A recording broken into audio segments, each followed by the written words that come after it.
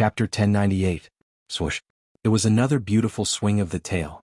Without any restraints, Bojio's racing skills were like those of an American blockbuster.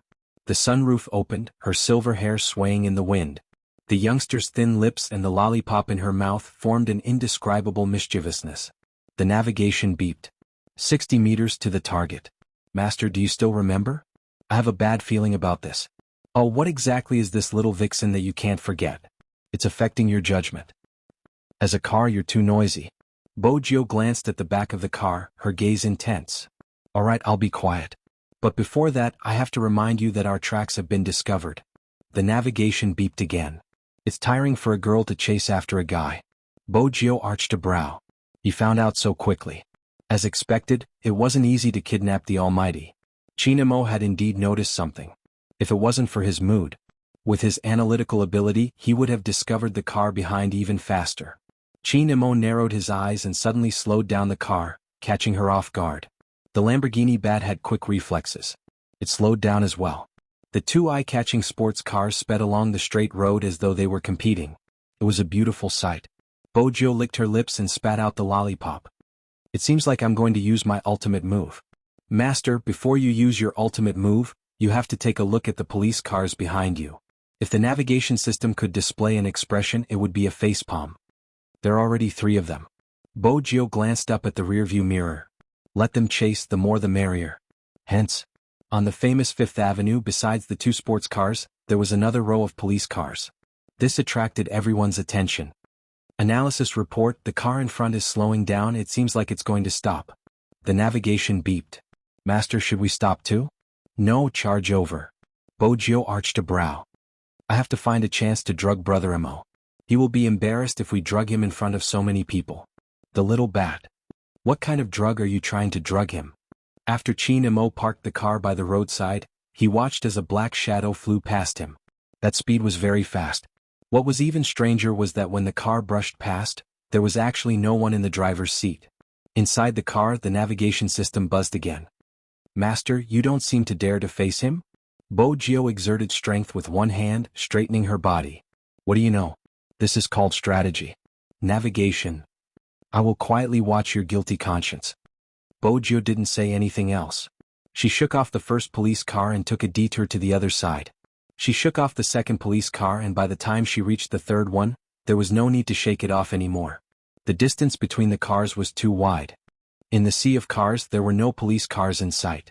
But, in the next second, the voice of the navigation system became extremely shocked. F***CK Master, what kind of little demon are you chasing? That fellow is now more than 100 meters behind us. This is too scary. Not only did you fail to chase, you're being chased instead. Bojio glanced at the rearview mirror. The Almighty was indeed cunning. How exactly did he manage to predict her route? The 3 police cars had unknowingly become his tools to test her. The more he thought about it, the brighter Bojio's eyes became. She moved her fingers, dialing a number. Chin-Mo's fingers were placed at the side, preparing to increase his speed, until that unique ringtone sounded. His gaze froze and he slowed down instantly. He gave up on chasing the sports car that had been following him.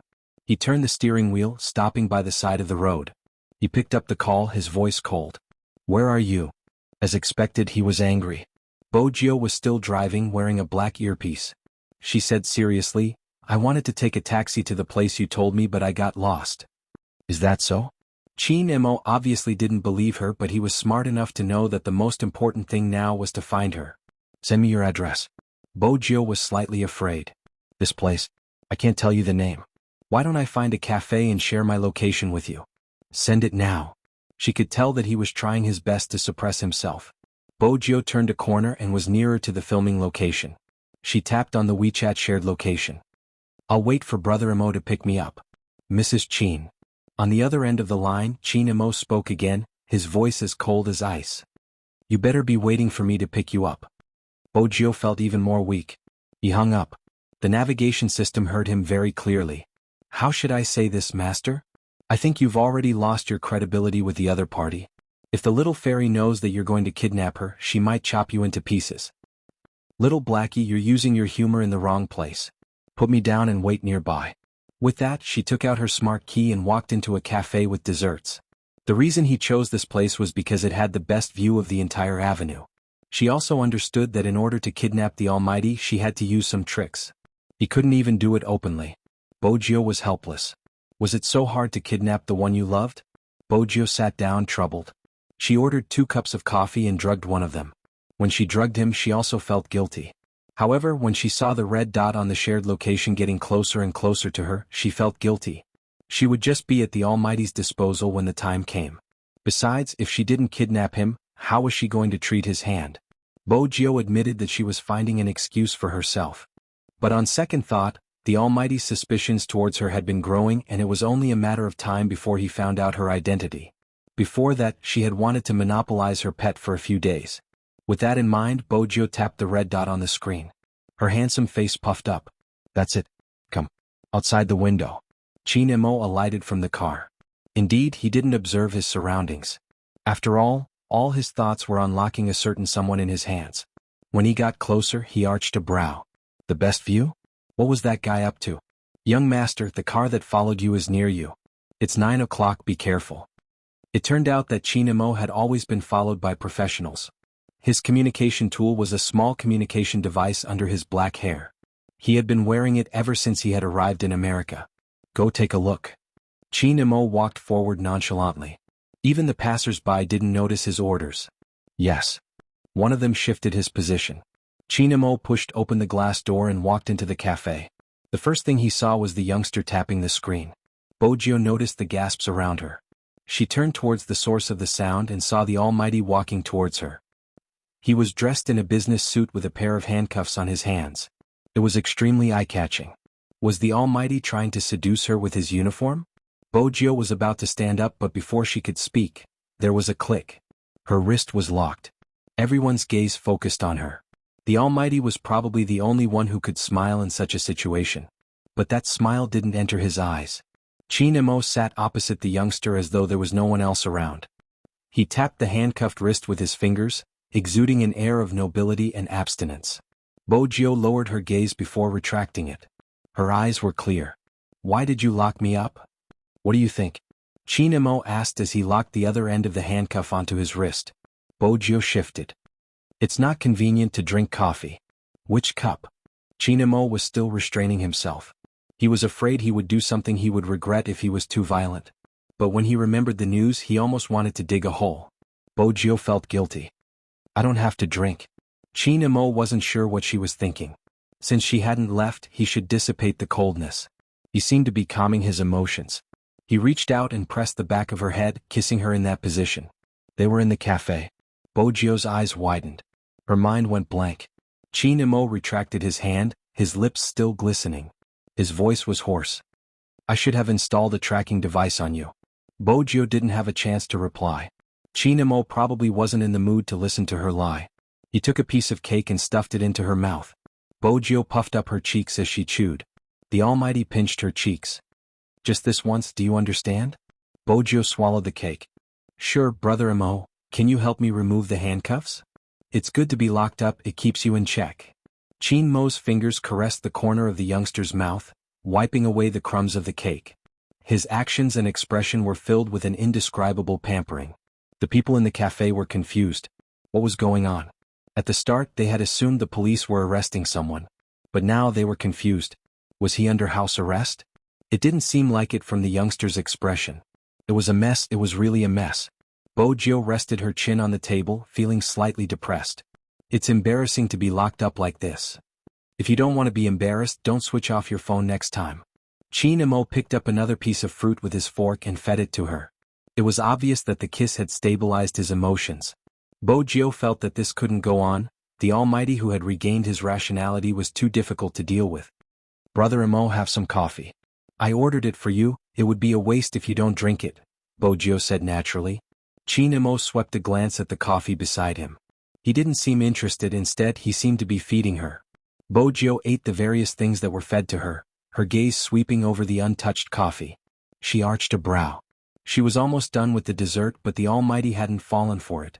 This wasn't going according to her plan at all. At this moment, a faint sound entered Xianxia's ears. Xianxia straightened, widening the distance between them. He tapped on his watch. Young master, I found the target, there isn't anyone on it. The car's engine isn't turned off but the door isn't open, it's a little strange. Just as he was speaking, the navigation system in the car moved. At this moment, little Blackie's mind was filled with thoughts. You foolish human, how dare you drive me without the password? Stop dreaming, wait a minute. But why wasn't master out yet? This wasn't her usual style of doing things.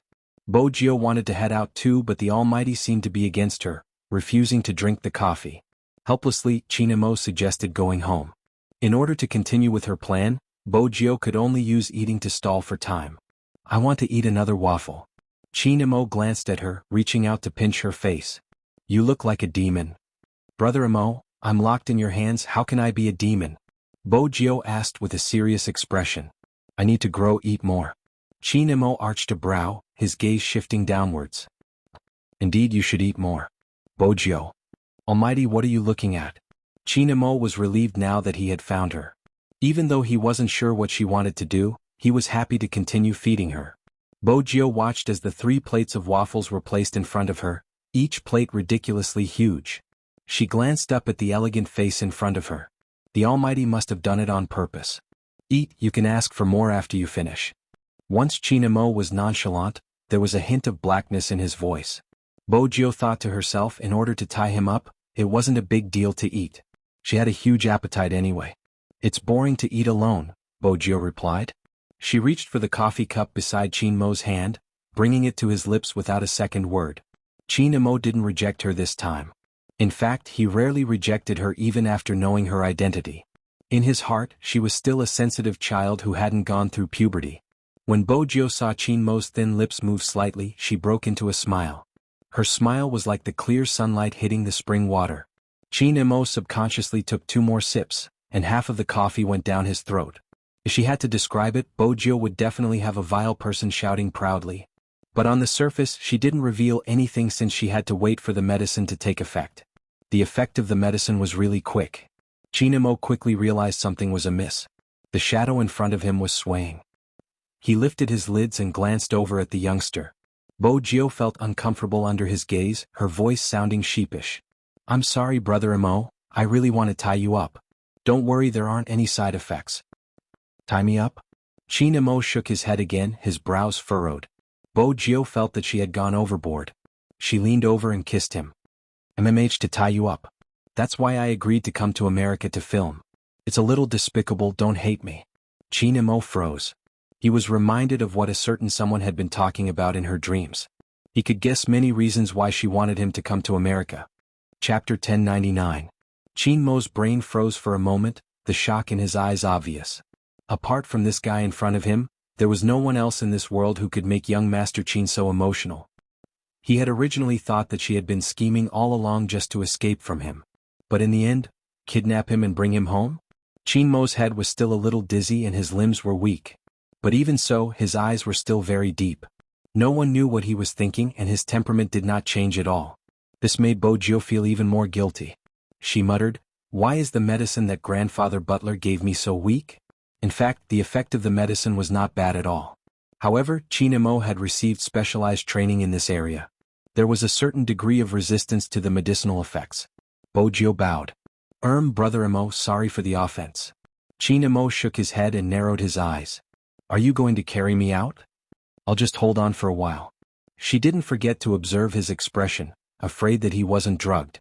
But it was obvious that Chinamo had no strength in his limbs, and his head was getting dizzier. Bojio took the chance to help him up, adding, Brother Amo, I know you have to be mindful of your image. I won't carry you anymore, I'll carry you. Chinamo gritted his teeth. If that's the case, I might as well carry him. The bystanders were all astonished at how a youth could have such great strength. Bojio was like a child who had received a treasure, kissing Chinmo's face. The entire cafe was a little stunned. The man who came in handcuffs was taken away by the young man. This plot. The earphones hidden in Chinmo's hair vibrated slightly. His voice was very soft. Young master, what's wrong? Did something happen over there? Chinmo didn't answer. The people hiding in the dark glanced at each other and prepared to move. Young Master Gio carried the young master out. Several people's gazes were focused on one point. What was going on? The young master didn't give any instructions. Did that mean that they didn't need to move? Just as they were guessing, Bojio didn't notice that she had touched the public button. Brother Imo, I know you must be angry at me for kidnapping you. This is young Master Gio's voice? Those people looked at each other again. This time, his eyes were clearly shaken. Young Master Gio kidnapped young Master? Even if you're angry, there's nothing you can do. If you don't come overseas, you won't have a chance to do anything in China. Hearing this sentence, the person hiding in the long alley wanted to show himself. But at this moment he didn't know if it was a coincidence. Qin Imo glanced up. The few figures stopped moving one after another. Young Master was looking at us just now? I think so? But I don't think so? Coincidence? Why do I feel like young Master is telling us not to go out? Let's take another look?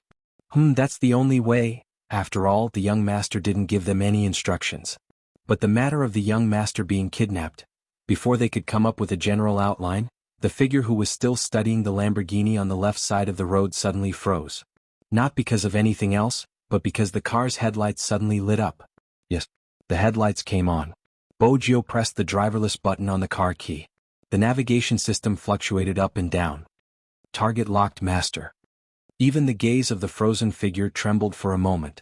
What did he just hear? A car spoke. This world was a little fantastical. When the Lamborghini moved, the most important thing was speed. It swung its tail in an extreme turn. With a sharp turn, it sped towards Bojio's direction. The next second it braked, stopping in front of the two people. Even though Qin Imo didn't have the strength to retaliate, he was still able to think. The car in front of him was extremely familiar. It had been following him since the filming set. So it belonged to this fellow. Bojio didn't care about her guilt anymore. She replied straightforwardly, I like you, Qin Imo. The car door opened with a loud bang. Qin Imo arched a brow, looking towards the youngster. Bojio caressed the bridge of her nose. Voice password. With that, Bojio bent over and placed the youngster in the car. Hence, everyone looked towards the side of the road. Young Master Gio placed their young master in the back seat with great effort, a serious expression on his face. Even though the timing wasn't right. They wanted to ask, was he that happy to kidnap their young master? Young Master Gio definitely didn't understand their young master well. This was practically kidnapping the devil back home. Bojio was clear about this, but she was afraid the Almighty would play some tricks. Hence, she took out the handcuffs Qin Imo had used just now and placed them on his wrists. Brother Imo, I'll unlock them for you when we reach home. Qin Imo didn't reply, but he frowned. Bojio knew that the Almighty wasn't willing to entertain her. In the end, Qin Imo asked, what did you use on me? To let you sleep, but Brother Imo, you're too dangerous, you're still awake. Bojio closed the car door and pulled open the driver's seat. The moment she held onto the steering wheel, she felt a little more at ease. However, there was a slight change in the navigation system. Master, there's someone tailing us. Bojio glanced at the rear mirror. She turned the steering wheel with her left hand and retreated swiftly. Then she did a 180-degree turn on the spot, swaying the rear of the car. Her driving technique was elegant and beautiful. This made the people hiding in the other three cars want to give chase. They really didn't expect that their young master would be kidnapped. Logically speaking, that shouldn't have happened. How could their young master not have noticed? Indeed, Qin Imo had noticed it long ago. Ever since he had entered the cafe, the youngster's gaze had been on the cup of coffee beside his hand, as though asking him why he hadn't drunk it yet. Qin Imo had wanted to see what exactly she was up to. Hence, he had taken the opportunity to drink the coffee so that she would be more obedient after revealing her true colors. Even he did not expect that this guy was trying to kidnap him. Qin Imo lifted the corners of his lips subconsciously. But he wouldn't let the youngster see his emotions. He sat in the back seat looking extremely weak. He was really dizzy. He raised his fingers and pressed them against his temples. Through his gaze he could vaguely see the light. Qin Imo knew that the fox-like youngster was still wondering if he had really taken the medicine. He had to make her feel at ease. Qin Imo closed his eyes and leaned his head against the window while the drug was still in effect. The Almighty's current state was extremely alluring. His handsome face was slightly pale from the effects of the medicine. His wrists were handcuffed and his black hair fell down. His pure black lashes made him look abstinent. The navigation system vibrated. You're the little vixen that Master fancied when he was outside? Little vixen? Qin Mo's fingers stilled. He wanted to open his eyes, but in the end, he resisted the urge. After all, he wanted to see what else she would do to kidnap him. Bojio heaved a sigh of relief when she saw no reaction from Qin Imo. The medicine is finally taking effect. It wasn't easy. All that's left is to activate the automatic detection mode and plan a new route. Master, it doesn't seem that simple. The navigation system activated and a three-dimensional image appeared on the screen. There are more cars than I expected. I thought there would only be 2 or 3. There were already 7 to 8 flashing red dots. The situation seemed bad. Bojiu arched a brow. It didn't look like a police car, but she didn't have much time to think. With a loud swoosh, she drove the black Lamborghini through the crowd of cars, shaking off the car closest to her. She was sitting in front so she couldn't hear Qin Mo's voice. Young master, how are you? We have been following you and the locator is normal. We have set up a roadblock at the traffic light ahead. Once we reach it, the car will definitely not be able to pass. When they had said this, they had thought they would receive a signal to take action. Unexpectedly, the beeping sound from the watch was for them to retreat. Retreat. The shadows who were wearing headphones were a little confused. What about the roadblock? Retreat. Qin Mo's fingers moved slightly as he tapped on the watch. Even the roadblock was to be removed? The shadow guards glanced at each other. They had no choice but to follow their young master's instructions. They could more or less understand the meaning behind their young master's gaze. Simply put, all of you move away, don't hinder me from being kidnapped. In an instant, the inner thoughts of the shadows became more active, and the barricades that were blocking their way were removed. Even the speed of the chase was reduced from 100% to 70%, 60%, 100%, until they couldn't see the Lamborghini anymore. The shadow guards stopped moving and looked at the blinking red dot. They comforted themselves that it was fine, their young master's location was still there. But, what exactly was their young master thinking? Bojiu, who had shaken off all the cars, was elated. She whistled and sighed. It's not easy to kidnap the Almighty. The shadow guards could hear the sound. When they heard her words, they looked up at the sky and thought to themselves, young master has been cooperative enough. If he hadn't, you wouldn't have been able to kidnap him. Why do I feel that young master is happy to be kidnapped by young master Jiu? Let me tell you something. What? When young master came out of the cafe just now, he seemed to be smiling. It was clearly a kidnapping. Why did they get a taste of dog food? On the other side, the Lamborghini was already on the bridge. Bojiu was still troubled. Little Blackie, what should I do if the Almighty continues to ignore me after he wakes up? Master, as expected, the little vixen's presence has affected your judgment. No one likes to be kidnapped. It's normal for him to ignore you. There were lines on the navigation system. He was extremely serious. The important thing is that he is kidnapped. Bojiu glanced over and raised her eyebrows. She smiled. That's right. Bojiu, who had been dealing with all kinds of unexpected situations, didn't know what Qin Mo had ordered. If she had known, she wouldn't have been so worried. Of course, Qin Mo wouldn't let her know either. From the start, young Master Qin was a perfect kidnapper. He was weak and handsome, just like a young master who had fallen from grace. Time trickled by. Dusk fell. The castle in the forest gave off a mysterious vibe that was difficult to get close to. Under the last rays of the setting sun, the Lamborghini drove into the courtyard. The old butler, who was dressed in a well-ironed suit and had British blood, was already standing there. There was a drowsy owl perched on the branch. It had to be said that this was a scene that would only appear in a comic book. If it wasn't for the modern Lamborghini that broke the harmony. The old butler opened his pocket watch. Even though it was a little late, they could still make it for dinner. Not bad. Bojiu didn't call for help. Instead, she bent down and carried Qin Mo out. She smiled faintly. Brother Mo, you won't be in the mood to tour when you wake up tomorrow. I'll have to say this now. Welcome to my castle. Qin Mo didn't react. In a sense, he was asleep.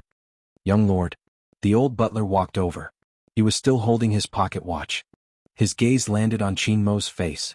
He looked back and forth. As expected of the Yin family's grandson. That was what the old butler said. Deep down, he was thinking about something else. Did this youngster look down on his young lord? Was that why his young lord wanted to kidnap him? It had to be said that the old butler had a certain level of misunderstanding. Qin Mo wasn't aware of this. All he could feel was a certain someone holding on to him. Her breathing wasn't steady. Her sweet scent seeped into his nose. He could hear her saying, "This is my room. You'll definitely like it." The next moment he was placed on the soft bed. His breathing didn't weaken. Instead, it became clearer. It was so clear that it made one's heart itch. Qin Mo didn't have any energy. When he heard that Bojiu wanted to leave, he tilted his body. His arm pressed down on her waist naturally. Bojiu paused. Her clear eyes swept over the handsome face that was so close to her. Everything seemed like a dream. The Almighty had really been kidnapped by her. It felt as though they had returned to their younger days when they had slept face to face. But Bojio knew that this peace was temporary. When the Almighty woke up, he would definitely ignore her. She reached out and hugged Chinmo's waist. "I don't care, it's mine." This was the only thing she could say now. Bojio wanted to leave right after declaring her ownership. But in this position, it would take some time for her to break free. When her nose brushed past, her lips had to slide past Chinmo's lips before she could move his arm away. She had to take advantage of the Almighty now. But it was hard to say who would be the one taking advantage. With his eyes closed, Chinmo could feel the softness of her lips. There was even a hint of sweetness. Darkness descended. Bojio walked out of the room. Chinmo, who was lying on the bed, slowly opened his eyes. His eyes were the same as usual, so deep that they seemed to be able to emit starlight. Words for the readers, 4 in 1. Moi good night. Chapter 1100. Young master, how are you? A hissing sound rang in his ears along with some static noise. It was probably because he was in the castle that the signal of the earphones was affected. Chinmo had always been cautious. Even though there was no one around, he didn't speak. Instead, he lightly tapped his watch twice. It meant that he didn't make any moves. After the shadow guards received the order, they asked tentatively, "Do we need to set up an ambush?" "No need." Even though they couldn't hear young master's voice, they could feel his nonchalance when he said those two words. "Is there anything wrong with your body?" They heard young Master Gio say that he drugged young master? Finally, one of the shadow guards mustered up the courage to ask this question. Chinmo felt dizzy and didn't reply. The shadow guards didn't continue asking, mainly because Madame was also around. If Madame asked where young master went, how were they going to answer? Forget it, they would wait for Madame to ask this question and then consult young master. The sound from the earphones was gone. Chinmo felt the softness of the bed and the sweetness of the candy around him. He raised his eyebrows. What kind of kidnapping was this? If he didn't do anything after kidnapping, what kind of kidnapping was this? With this thought, Chinmo couldn't resist the sleepiness anymore. This time he really closed his eyes. The next day, Chinmo wasn't in a good mood. Since he was the one who kidnapped him and brought him home, shouldn't he be in front of him? After that guy left last night, it was already 10 o'clock now. He didn't even show his face. What was the meaning of this? Breakfast was delivered by the old butler with the dining cart. Even in front of Chinmo, the old butler maintained his ancient elegance and politely treated his guests. He naturally ignored Chinmo's handcuffed hands. "Sir, do you prefer Chinese food or Western food?" Chinmo didn't answer this question. Instead, he said calmly, "It's not appropriate for the master to not show his face." Chinmo's words made the old butler take another look at him. He raised his eyebrows in surprise. "Sir, you're right. But young master has other things to do. After he's done, he will come and see you." Chinmo only said 2 words to this. The old butler put down the dishes. When he walked downstairs, he glanced at his pocket watch. Young master had already washed the car outside for more than 2 hours. If he continued to wash it, he would have to pay more for the water bill. Xianxia, the Lamborghini, also sensed its master's abnormality. "Master, you've already cleaned my car mirror 10 times. If you continue, my beautiful skin will break." The curve on the navigation was very obvious. The internet says that it's not good for the car to keep washing it. Bojio arched a brow and continued splashing water. "I'm doing this because I love you. Think about it, you haven't bathed for half a year. In human terms, you have to peel off a layer of skin to be clean. Then when master is bathing me, can you please not step on me and stare at the window on the 2nd floor? This is an insult to my high intelligence. You must be thinking about that little vixen," the navigation system said angrily. "Little Blackie, based on your observation of little vixen yesterday, do you think he will forgive me for kidnapping him?" Bojio didn't retort, instead she sighed deeply, her slender body sprawled on the ground. "He won't." The navigation system wavered. "Master, are you crazy? Why would anyone forgive a kidnapper? As a qualified smart sports car, I helped master do some research. You should sleep as much as you want when dealing with a kidnapper." Bojio thought about it. She felt guilty. If I sleep with him now, he will definitely stare at me. Sai, why does the person I like have to be so rich? The almighty and unyielding, the almighty's dungeon was too difficult. The old butler stood at the door, taking in everything. He was even more certain that the grandson of the Yin family didn't fancy his young lord. He really had no taste. The old butler frowned in disapproval. Bojio smiled when she saw him, her eyes brightening. "How is it? Grandfather Butler, has the Almighty had breakfast? My cooking probably isn't to his liking. The old butler changed his words. Bojio was smart enough to realize that he was comforting her. Her gaze dimmed. The old butler had never seen such a young lord before. He had to find a time to ask that man what he liked. What was wrong with his young lord? Even though she felt guilty, she didn't want the Almighty to starve. She took the tray and prepared to head upstairs. At this moment, Bojio was exceptionally polite as she knocked on the door. Chinamo lay on the bed, his expression indifferent. Since when did kidnappers become so polite? Bojio's fingers paused. She pushed the door open, her eyes smiling. Brother Imo, change your mood and treat me as a guest. That way you won't be so angry. Guest? Chinamo tugged on the metal chain, his attitude cold. Using this method? Bojio sat down, her lids lowered. I don't want to either, Brother Imo is too formidable. What if he escapes? I've tried this chain before, it doesn't hurt. Should I give you a good review? Bojio could hear the mockery in his tone. Brother Imo, I know you're angry but you have to eat. Don't skip your meal, your stomach will hurt. How am I supposed to eat when you're tying me up? Chinamo replied calmly. Bojio's brain short-circuited. She replied instinctively, that's easy, Sugar Daddy will feed you. She originally thought that the Almighty would glare at her until she turned into a black man. Unexpectedly, the Almighty merely scanned her from head to toe, remaining silent. Bojio grew bolder. It hadn't been easy to get her hands on him. She wanted to make use of the time to do everything she wanted. She held the bowl of pork and century egg congee in her left hand and the spoon in her right. She touched the glossy lips with it. Chinamo didn't open his mouth at first. Bojio watched him. He wasn't even willing to eat the food she fed him? Since you're the one who tied me up, you have to watch over me, Chinamo said slowly. Don't tease me just now. Bojio found a good excuse. I was washing my car. Chinamo smirked. Washing for 3 hours? Bojio. Little Blackie must have been speaking too loudly and the Almighty must have heard. Bojio had never seen such a cold and violent Almighty before. She couldn't help but feel frustrated. Fortunately, he ate the first mouthful of congee. Bojio was instantly motivated and fed him a second mouthful. Chinamo opened his mouth and swallowed the congee without a change in expression. He looked at the person who was feeding him with a deep gaze. How could there be such a happy person who allowed her to feed him a bowl of congee? His eyes were still bright, so bright that she wanted to kiss him. On this point the two of them were of the same mind. But Bojio moved faster. She watched as Chinamo was quietly being fed by her and was reminded of their childhood. After the last mouthful of porridge was finished, she took the chance to lean over, sweeping her thin lips for a light kiss. But it managed to stop Chinamo in his tracks. Bojio knew the principle of escaping after a kiss. Otherwise the Almighty might resist. She was already unhappy. If the Almighty didn't eat the food she fed him, it wouldn't be worth it. Chinamo arched a brow, looking at a certain someone. Bojio felt guilty again. She put on a serious expression. Brother Imo, there was a grain of rice at the corner of his mouth. Do you think I'll believe you? Chinmo's tone was indiscernible. Fortunately it wasn't disgust. Coldness was still acceptable. She didn't dare to imagine being disgusted by this person. Hence, she didn't really meet Chinmo's gaze. After feeding him, he subconsciously wanted to hide for a while. Chinamo spoke at this moment. Where do you intend to go? Do you think I don't need to go to the washroom? Bojio paused. The length of the metal chain is just enough to reach the washroom. It won't affect your movements. For a moment, neither of them spoke.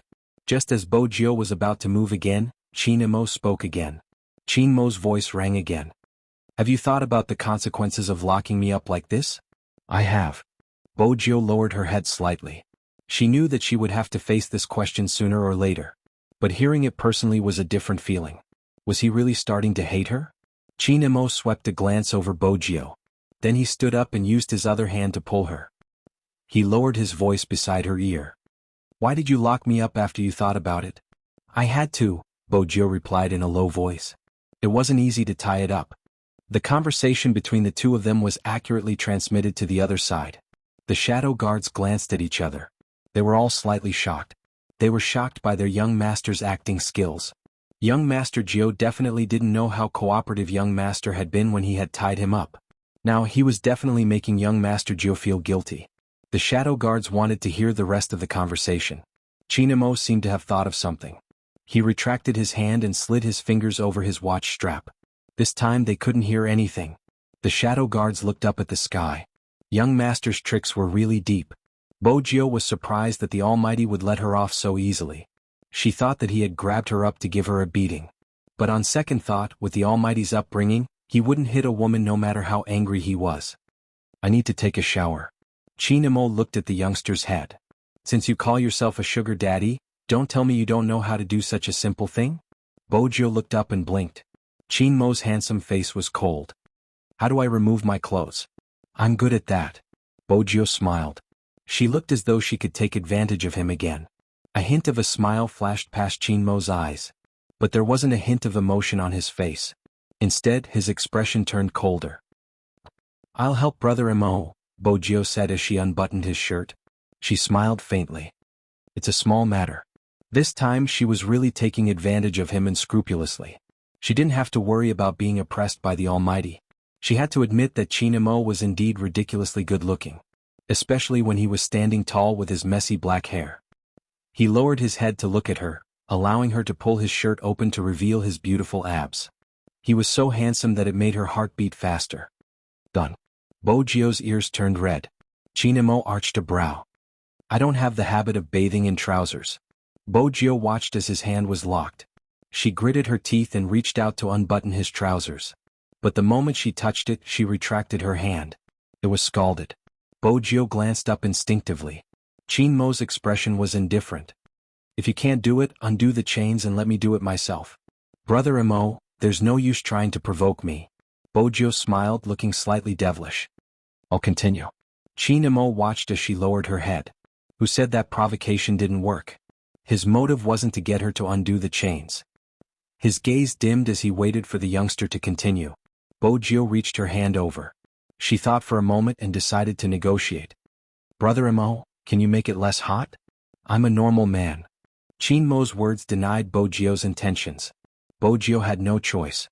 She braced herself and tried her best to avoid the scalding heat. She unzipped his zipper.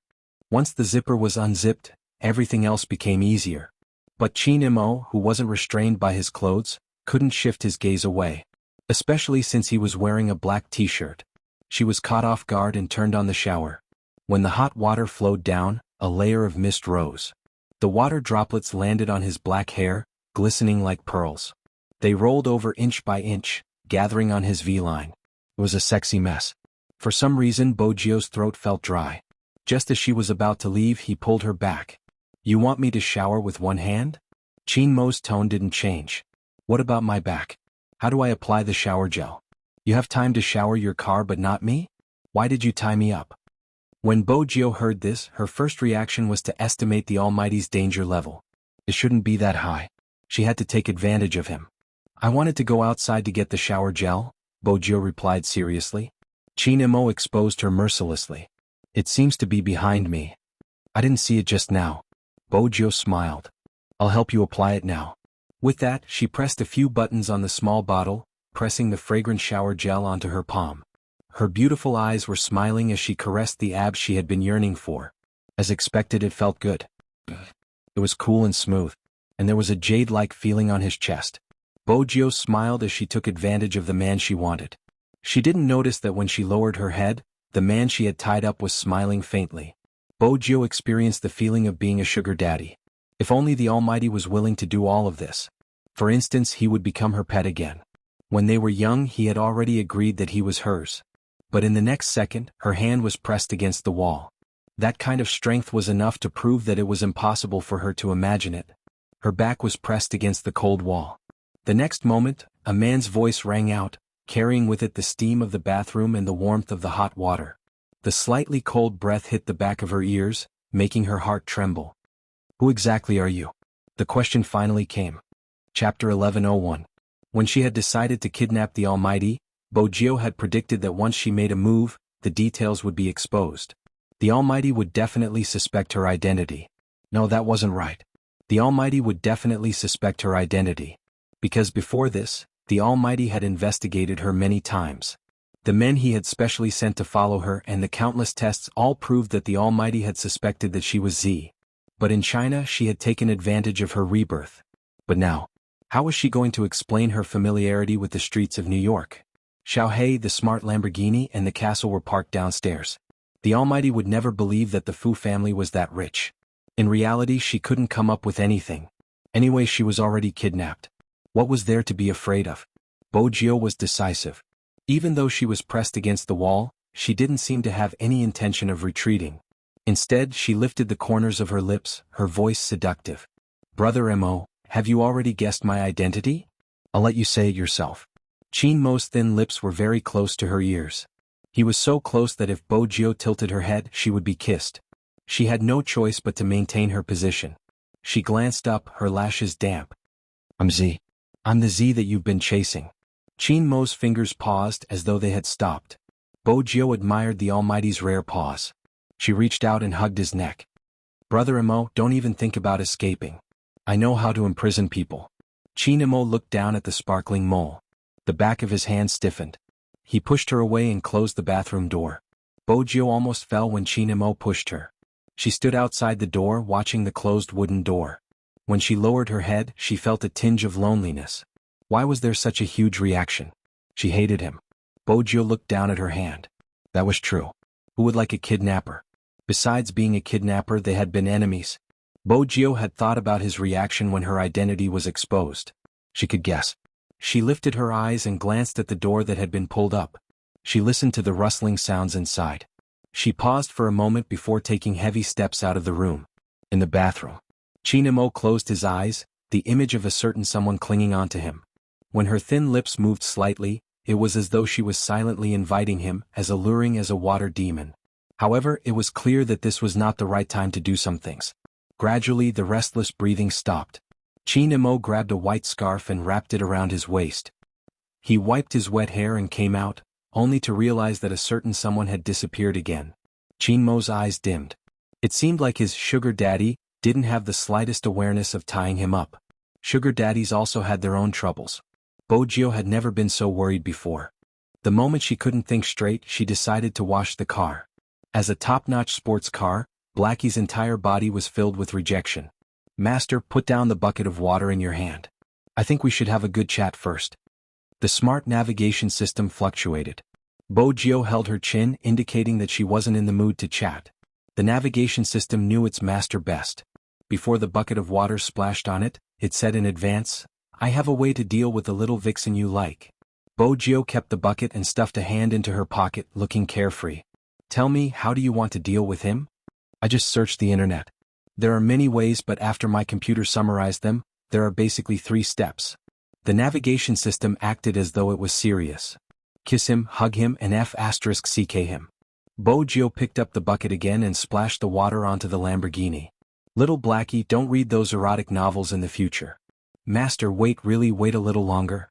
It really didn't want to be washed again. There's a more tactful method. The first step is to confess. Bojio tilted her head and thought for a moment. That's still reliable. The second step, create romance. The navigation system continued to fluctuate.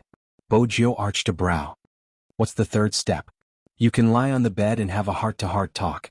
Once the atmosphere is good, you can take another step and use your beauty to take him down. Bojio patted the Lamborghini. Not bad. Little Blackie. Their master was really tied up by a little vixen. So, as long as the Almighty didn't ask her to leave, she didn't need to leave at all. Even if his attitude was a little cold. But since she was the one who kidnapped him, it would be weird if he was warm. Bojio lifted her legs and went upstairs. The moment she opened the door, she heard the deep and melodious voice. What is it? Sugar Daddy is so free to tease me again? Bojio laughed and jumped onto the bed. She looked at Qin Mo, looking carefree. Qin Mo couldn't predict her actions. She was so close to him that he could hear her breathing. He leaned against the headboard and she was just beside his hand. If it wasn't for the butler who always walked back and forth by the door, he would have broken the handcuffs long ago to let her experience the consequences of teasing him. Go down. Qin Mo's voice was calm, but he didn't look at her. Bojio pressed his leg with one hand and smiled. Brother Mo, why didn't you ask me why I am Z? Would you tell the truth if I asked? Qin Mo tilted his face, not a hint of emotion on his face. Bojio muttered, it's a long story. I changed my identity when I woke up and became the young master of the Fu family. I didn't mean to lie to you. You mean you became another person? Qin Mo already knew all this. He was just saying this to make the youngster maintain this position for a longer time. Bojio glanced up. I know it's hard to believe, but it's the truth. Alright, let's not talk about such an unpleasant topic. Brother Imo, why don't you ask me why I kidnapped you? The old butler was guarding the corner of the wall. When he heard his young lord's words, he thought to himself, why didn't you mention it? It would be weird if they could continue the conversation. As expected, Qin Mo's voice became faint. Why? Because I like you too much. Bojio's eyes lit up, her smile clear. I can't control myself. Qin Mo's heart skipped a beat. She was breaking the rules again. Through Qin Mo's handsome face, Bojio couldn't tell what he was feeling. She took the opportunity when he was in a daze to tilt her head and kiss his slightly cold lips. Bojio wanted to leave after the kiss. If she was pushed away, it would be too awkward.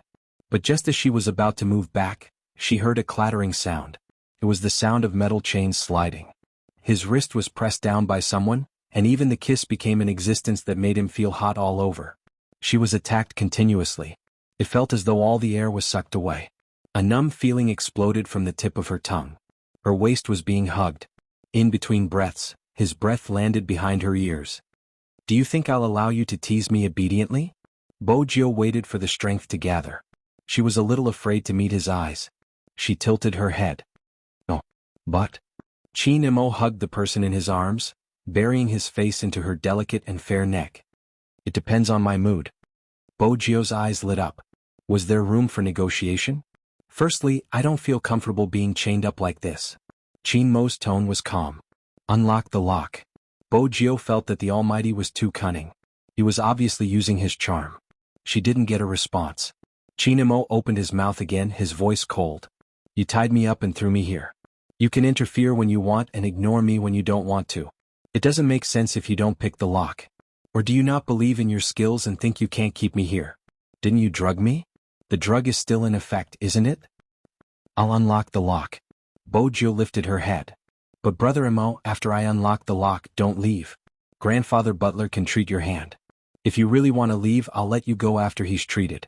Qin Imo caressed her face with his fingers and said something that couldn't be matched. Sometimes you really seem like an idiot. Bojio was about to retort. I promise you. Qin Imo retracted his hand. He looked like a noble young master, pure and abstinent. Bojio moved her fingers, a key appearing at the tip of her fingers. The next moment there was a loud clang. The metal chain was unlocked. Qin Imo leaned against the wall, his long legs half bent. He twisted his wrist twice, his eyes still as deep as ever. I don't have any energy, help me up. Bojio was even more certain that the Almighty wasn't that dangerous. She reached out to help him. The old butler frowned. Was it because he had given his young lord too much drug? Was that why his strength hadn't recovered? The old butler adjusted his spectacles, deciding to take a closer look. From a certain point of view, Qin Imo was indeed movie Queen Anne's son. He leaned on Bojio, his expression calm as though he really didn't have any energy left. Bojio thought about something and asked, Were you tired when you showered just now? Qin Imo replied. Bojio added, Let Grandfather Butler treat Brother Mo's hand first. Qin Imo remained silent. Bojio thought about how she was going to look for little Blackie later to use her beauty trap. In the end, she was the one who fell for it. Fortunately, from a certain point of view, the Almighty couldn't leave yet. Bojio didn't forget her main purpose of kidnapping the Almighty. She brought her men over to the old butler. The old butler was sizing Qin Imo up. Qin Imo was trying his best to hide his sharpness. His thin lips were still pale, adding to his fragility. Young lord, bring this guest to the basement. The old butler carried the oil lamp, leading the way. Bojio carried him without hesitation. She couldn't see the faint smile on Qin Mo's face when he lowered his lids. As for why Qin Imo did that, it was simple. Firstly, he enjoyed the feeling of being held in her hands. Secondly, he wanted to understand her. Obviously, he could only do that by staying here. There was one more point which was also very important. She had never completely let her guard down against him. Hence, she didn't believe that he wouldn't leave even if she unlocked the door for him. There was a click. The old butler turned on the light. That was when they realized that there was a complete set of surgical equipment in the basement. There were even various instruments and human organs soaked in containers. Please. The old butler's solemn expression was indeed frightening. Young Master Qin was probably the only one who could remain calm in front of him. Qin Imo arched a brow, his words directed at Bojio. How am I supposed to believe that you aren't going to dissect me? You are going to treat my hand. There's no point in studying you. The old butler's voice was calm. Young Master Qin, you are a friend that young lord brought over. Trusting the owner of this castle is the only thing you can do now. Qin Mo retracted his gaze. What if I don't cooperate? The old butler kept his watch. I'm not willing to treat you either. Bojio watched as the two of them started arguing. She glanced at Qin Mo's side profile, remembering the Almighty's memory loss. Suddenly she asked, Brother Mo, are you afraid of lying on the bed like this? Qin Mo's fingers stilled. He tilted his head. What a joke, why would I be afraid? She had to learn to think in reverse when interacting with the Almighty. If he said he wasn't afraid, he was definitely afraid. Bojio reached out to hold Qin Mo's hand. Brother Mo, I'll watch over you. Besides, my castle is very safe, no one will come. Qin Mo's gaze swept past the youngster's face. If you dare to take a step away, throw me out of the window, Bojio replied. Qin Mo seemed to be smiling. Bojio wasn't sure since the lighting was a little dim. All right. Bojio glanced up at the old butler. Bojio glanced up towards the old man. Grandfather Butler. The old butler harumphed, starting to prepare the tools. As he moved his hands, he asked, Has the injured hand been operated on before? Yes. Qin Mo was extremely polite. The old butler stretched out his hand and pressed his wrist that was wrapped in a white bandage. In an instant, a thin layer of sweat formed on Qin Mo's forehead. The old butler's eyes sunk. It was more serious than he had expected. Bojio observed the old man's expression, her heart sinking. In the end, the old butler didn't want to see his young lord disappointed. He fiddled with the surgical light. Even though the injury is serious and he didn't recuperate enough, it isn't completely incurable. Lie down, I'll administer the anesthesia. Qin Mo did as he was told. He laid on the operating table, still wearing the white shirt from before. He looked like a noble, even his posture was elegant. However, the old butler met with a problem the moment he started the operation. He had used a lot of anesthesia and sleeping ingredients in the needle. But the person lying on the bed didn't seem to have any intention of falling asleep. The old butler narrowed his eyes, a sharp glint flashing past his eyes. The next moment he stopped what he was doing. Apologies, Mr. Qin, I have something to discuss with young lord alone. The old butler didn't give Qin Mo a chance to reject. He reached out and pulled Bojio to the side. His voice was so soft that only the two of them could hear him. Young lord, do you think the effects of the anesthesia haven't worn off? Chapter 1102. The old butler paused, frowning. Then young lord. He unlocked him. The old butler didn't finish his sentence. Bojio interrupted him. That isn't important, he will leave sooner or later. The most important thing is to treat his hand before he leaves. Hence, I have to ask Grandfather Butler, a soldier's hand is too important. Even though he doesn't have a military rank now, I know he will have to return to the military one day. As for why I unlocked him, I feel that someone as handsome as him shouldn't be chained to the bed. He has such a limited range of movement. In China, he had many chances to chain me, but he only threatened me verbally and never resorted to such methods. Now that he's in my territory, I won't break his wings even though I want to keep him. Grandfather Butler, please don't be prejudiced against him, he's actually... Bojio scratched the back of her head as though she was trying to find the right words to describe him. Then she smiled. He's really good. The old butler retracted his gaze, not saying anything else. Basically, he couldn't say anything to his young lord's request. But when he saw how much his young lord liked someone, he couldn't help but worry. He was really worried that his young lord would get hurt. When he walked towards Qin Mo, the old butler's expression was still stern. He lifted his pocket watch and glanced at it. The operation will take a long time, I have to put you under anesthesia. If you don't sleep, I won't be able to do the operation. Regardless of his past experience or the training he had received, he wouldn't fall asleep easily. Both the old butler and Qin Mo knew that it was a psychological reason. Qin Mo wouldn't let his guard down so easily unless he was seriously injured. Although this sounded a little strange, the problem they faced now was that they had to sleep before the surgery. The old butler assumed that Qin Mo would reject the operation. Based on his judgment, Qin Mo was meticulous and seemed polite but wasn't easy to get close to. It was destined that he wouldn't trust anyone. Besides, his young lord had kidnapped him and invited him over. He would probably be more resistant, however the old butler hadn't expected this. At this moment, Qin Mo, who was lying on the operating table, suddenly reached out to grab her wrist. His voice was calm. All right, I'm going to sleep now. All right? The old butler was stunned when he saw this scene. He watched as the man slowly closed his eyes and turned to look at his young master. Bojiu replied proudly, "I can put you to sleep." The old butler reached out to push in the new anesthetic needle. At this moment, the elegant young Master Qin's muscles actually relaxed. Just how assured was he? Only then would he lower his guard in front of that person. This was extremely difficult for those who had undergone special training. It seemed like young Master Qin didn't care about young Master. The old butler's heart finally relaxed a little. When the surgery started, the medicine started to take effect. Qin Mo's hands started to loosen, but he still wanted to hold on to a certain someone. It was as if this was the only way he would not be swallowed by the emptiness that came from the depths of his heart. But he couldn't catch it. He couldn't grab it no matter how hard he tried. Oh no! This was the old butler's first reaction. This surgery required the patient's complete cooperation. Otherwise, the slightest movement would cripple his hand.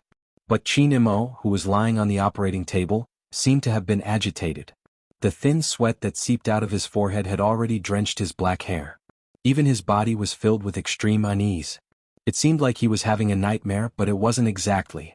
But if he continued moving like this, the surgery would definitely fail. "Young lord." The old butler who was wearing a surgical mask said hoarsely, "Hold him down, you have to hold him down." Bojiu looked at the fragile person on the operating table.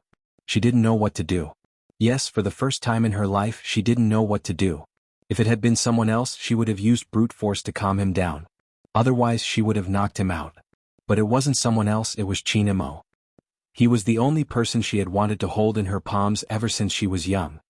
"Young lord." The old butler pressed down on Qin Mo's shoulders. From his expression, it was obvious that he was trying his best to suppress the other party. When the old butler turned back he saw Bojiu's face. His voice lowered. "Young lord." The old butler had only seen this side of Bojiu once. When his master had died. That youngster had stood in front of the gravestone. Her eyes had lost their luster and she didn't know what to do. "Now, young lord." The old butler opened his mouth wanting to say something. Bojiu suddenly lowered her lids and raised Qin Mo's hand, her thin lips landing on it. The kiss was so natural. "Brother Mo, I'm here too." The youngster's clear voice echoed in the quiet basement, adding an indescribable warmth. "I'm here too." Regardless of what was in your dream or what you were experiencing, you weren't alone. Qin Mo was indeed dreaming. Once he was in such an environment he would enter a deep sleep. That kind of dream would come out. It was an endless stretch of water. His entire body was in the water, trying his best to grab hold of the other party. But that person fell deeper and deeper, until the darkness engulfed everything. No matter how painful it was, even if it tore his heart apart, it was useless. Because he couldn't save her anymore. Until he felt a warmth on his palm. Only then did Qin Mo stop moving. He opened his hand and finally grasped something. It wasn't cold water anymore. It was a person's body temperature. That kind of body temperature always made him feel comfortable. It was so comfortable that for a period of time, when he woke up, he felt as though he was hugging a little son. Suddenly the dream changed. Qin Mo frowned. Qin Mo frowned because he had never dreamed of such a dream before. A little girl with soft black hair was hugging him. She was wearing tiger pajamas and had a pair of furry ears. He couldn't see her face clearly, but he could vaguely feel that she was cute. Her face was rubbing against his shoulder as though she hadn't woken up. Her voice was warm like a little kitten with a nice milky scent on her body. Her entire body was soft and her words were like a fox's. "I'll sleep a little more, just a little more. Since I've hugged you to sleep so many times, it doesn't matter if I do it once more. At most, I'll let you hug me to sleep." Qin Mo's deep eyes weren't completely focused on the little girl. He could clearly feel that in this dream, his hands and body had become smaller. It was as though he had returned to when he was 4 or 5 years old. Chapter 1103. Why was this happening? In the dream, Qin Mo paused. He retracted his gaze and looked at the furry head in his arms. What was even stranger was that he was talking in his dream. "If you don't wake up, there won't be any milk to drink. You won't be able to grow taller." The tiger-like girl in his arms leaned against his neck. Her voice was clearer. "How should I say this, Momo? I'm taller than you, you don't have to worry about this." He seemed to have clenched his fist. His chest was filled with anger. He reached out to pull her away. "Boys grow slower than girls. Don't you know this common sense?" The little tiger shook her head. "No, I'm young. I don't know anything." Whenever she faced a problem, she would say that she was young. In the dream, he was obviously too young and didn't have much patience. He gritted his teeth in anger. Are you forcing me to throw you out of the window? Momo, how many times have I told you? Life is beautiful, but you're too hot-tempered. Don't be like this. You're getting old. When the little tiger said this, she was as serious as she could be. She was so serious that Chinamo wanted to see who exactly she was. But the dream was slipping away. Every part of it was a mess. It wasn't connected at all. When he wanted to know something, the light turned bright. The light suddenly became bright, and when it hit the eyes, it was a vast expanse of white thorns. Chinamo wanted to raise his hand to block the light, but his wrist was pressed down. The next moment, a clear and familiar voice could be heard. Brother Emo, hold on for a while. Hold on? Chinamo tried to open his eyes. He glanced sideways at the person beside him. She was holding onto his wrist. Her body temperature was just right. When he saw that face, Chinamo remembered that he was still on the operating table. Done. The old butler heaved a sigh of relief. The surgery seemed simple since it wasn't a brain surgery. However, there were meridians on the wrist. The details had to be controlled very strictly. If one wasn't a top-notch doctor, they wouldn't be able to perform this surgery. This was related to experience and skills. But even so, the old butler still lifted his hand to wipe the sweat off his forehead. This was enough to prove that this surgery wasn't easy. Everything returned to normal. Chinamo fell into a light sleep. Bojio stood there watching the sleeping almighty. She placed one hand on the operating table and tilted her handsome face. She bent down and kissed his face. Such a scene. After the operation was over, there was an indescribable sense of warmth. When the old butler took off the white medical gloves, his movements paused for a moment. It was probably because he knew that with young master's status, it was impossible for him to have good feng shui with young master Qin. The reason why the two of them were here, including the young master's method of tying someone up, even if it was just for a few days, was probably because she was Z. Chinamo wouldn't wake up anytime soon. Bojio took the opportunity to talk to little Blackie. After the Lamborghini was opened, the navigation system continued with the previous procedure. The first thing it asked was the result. Master, how is it? Have you already taken him down? A honey trap is not a good idea. Bojio turned the steering wheel. Brother Emo doesn't have much time here, we have to do something romantic. Romantic? Was pouncing on the other party not romantic enough? The navigation system felt that it couldn't understand human thought. But this didn't affect how cool it was. Master, I just want to summarize, 90% of the netizens think that drugging is the fastest. Bojio arched a brow. Shallow, I don't just want to sleep with the Almighty. The navigation system vibrated.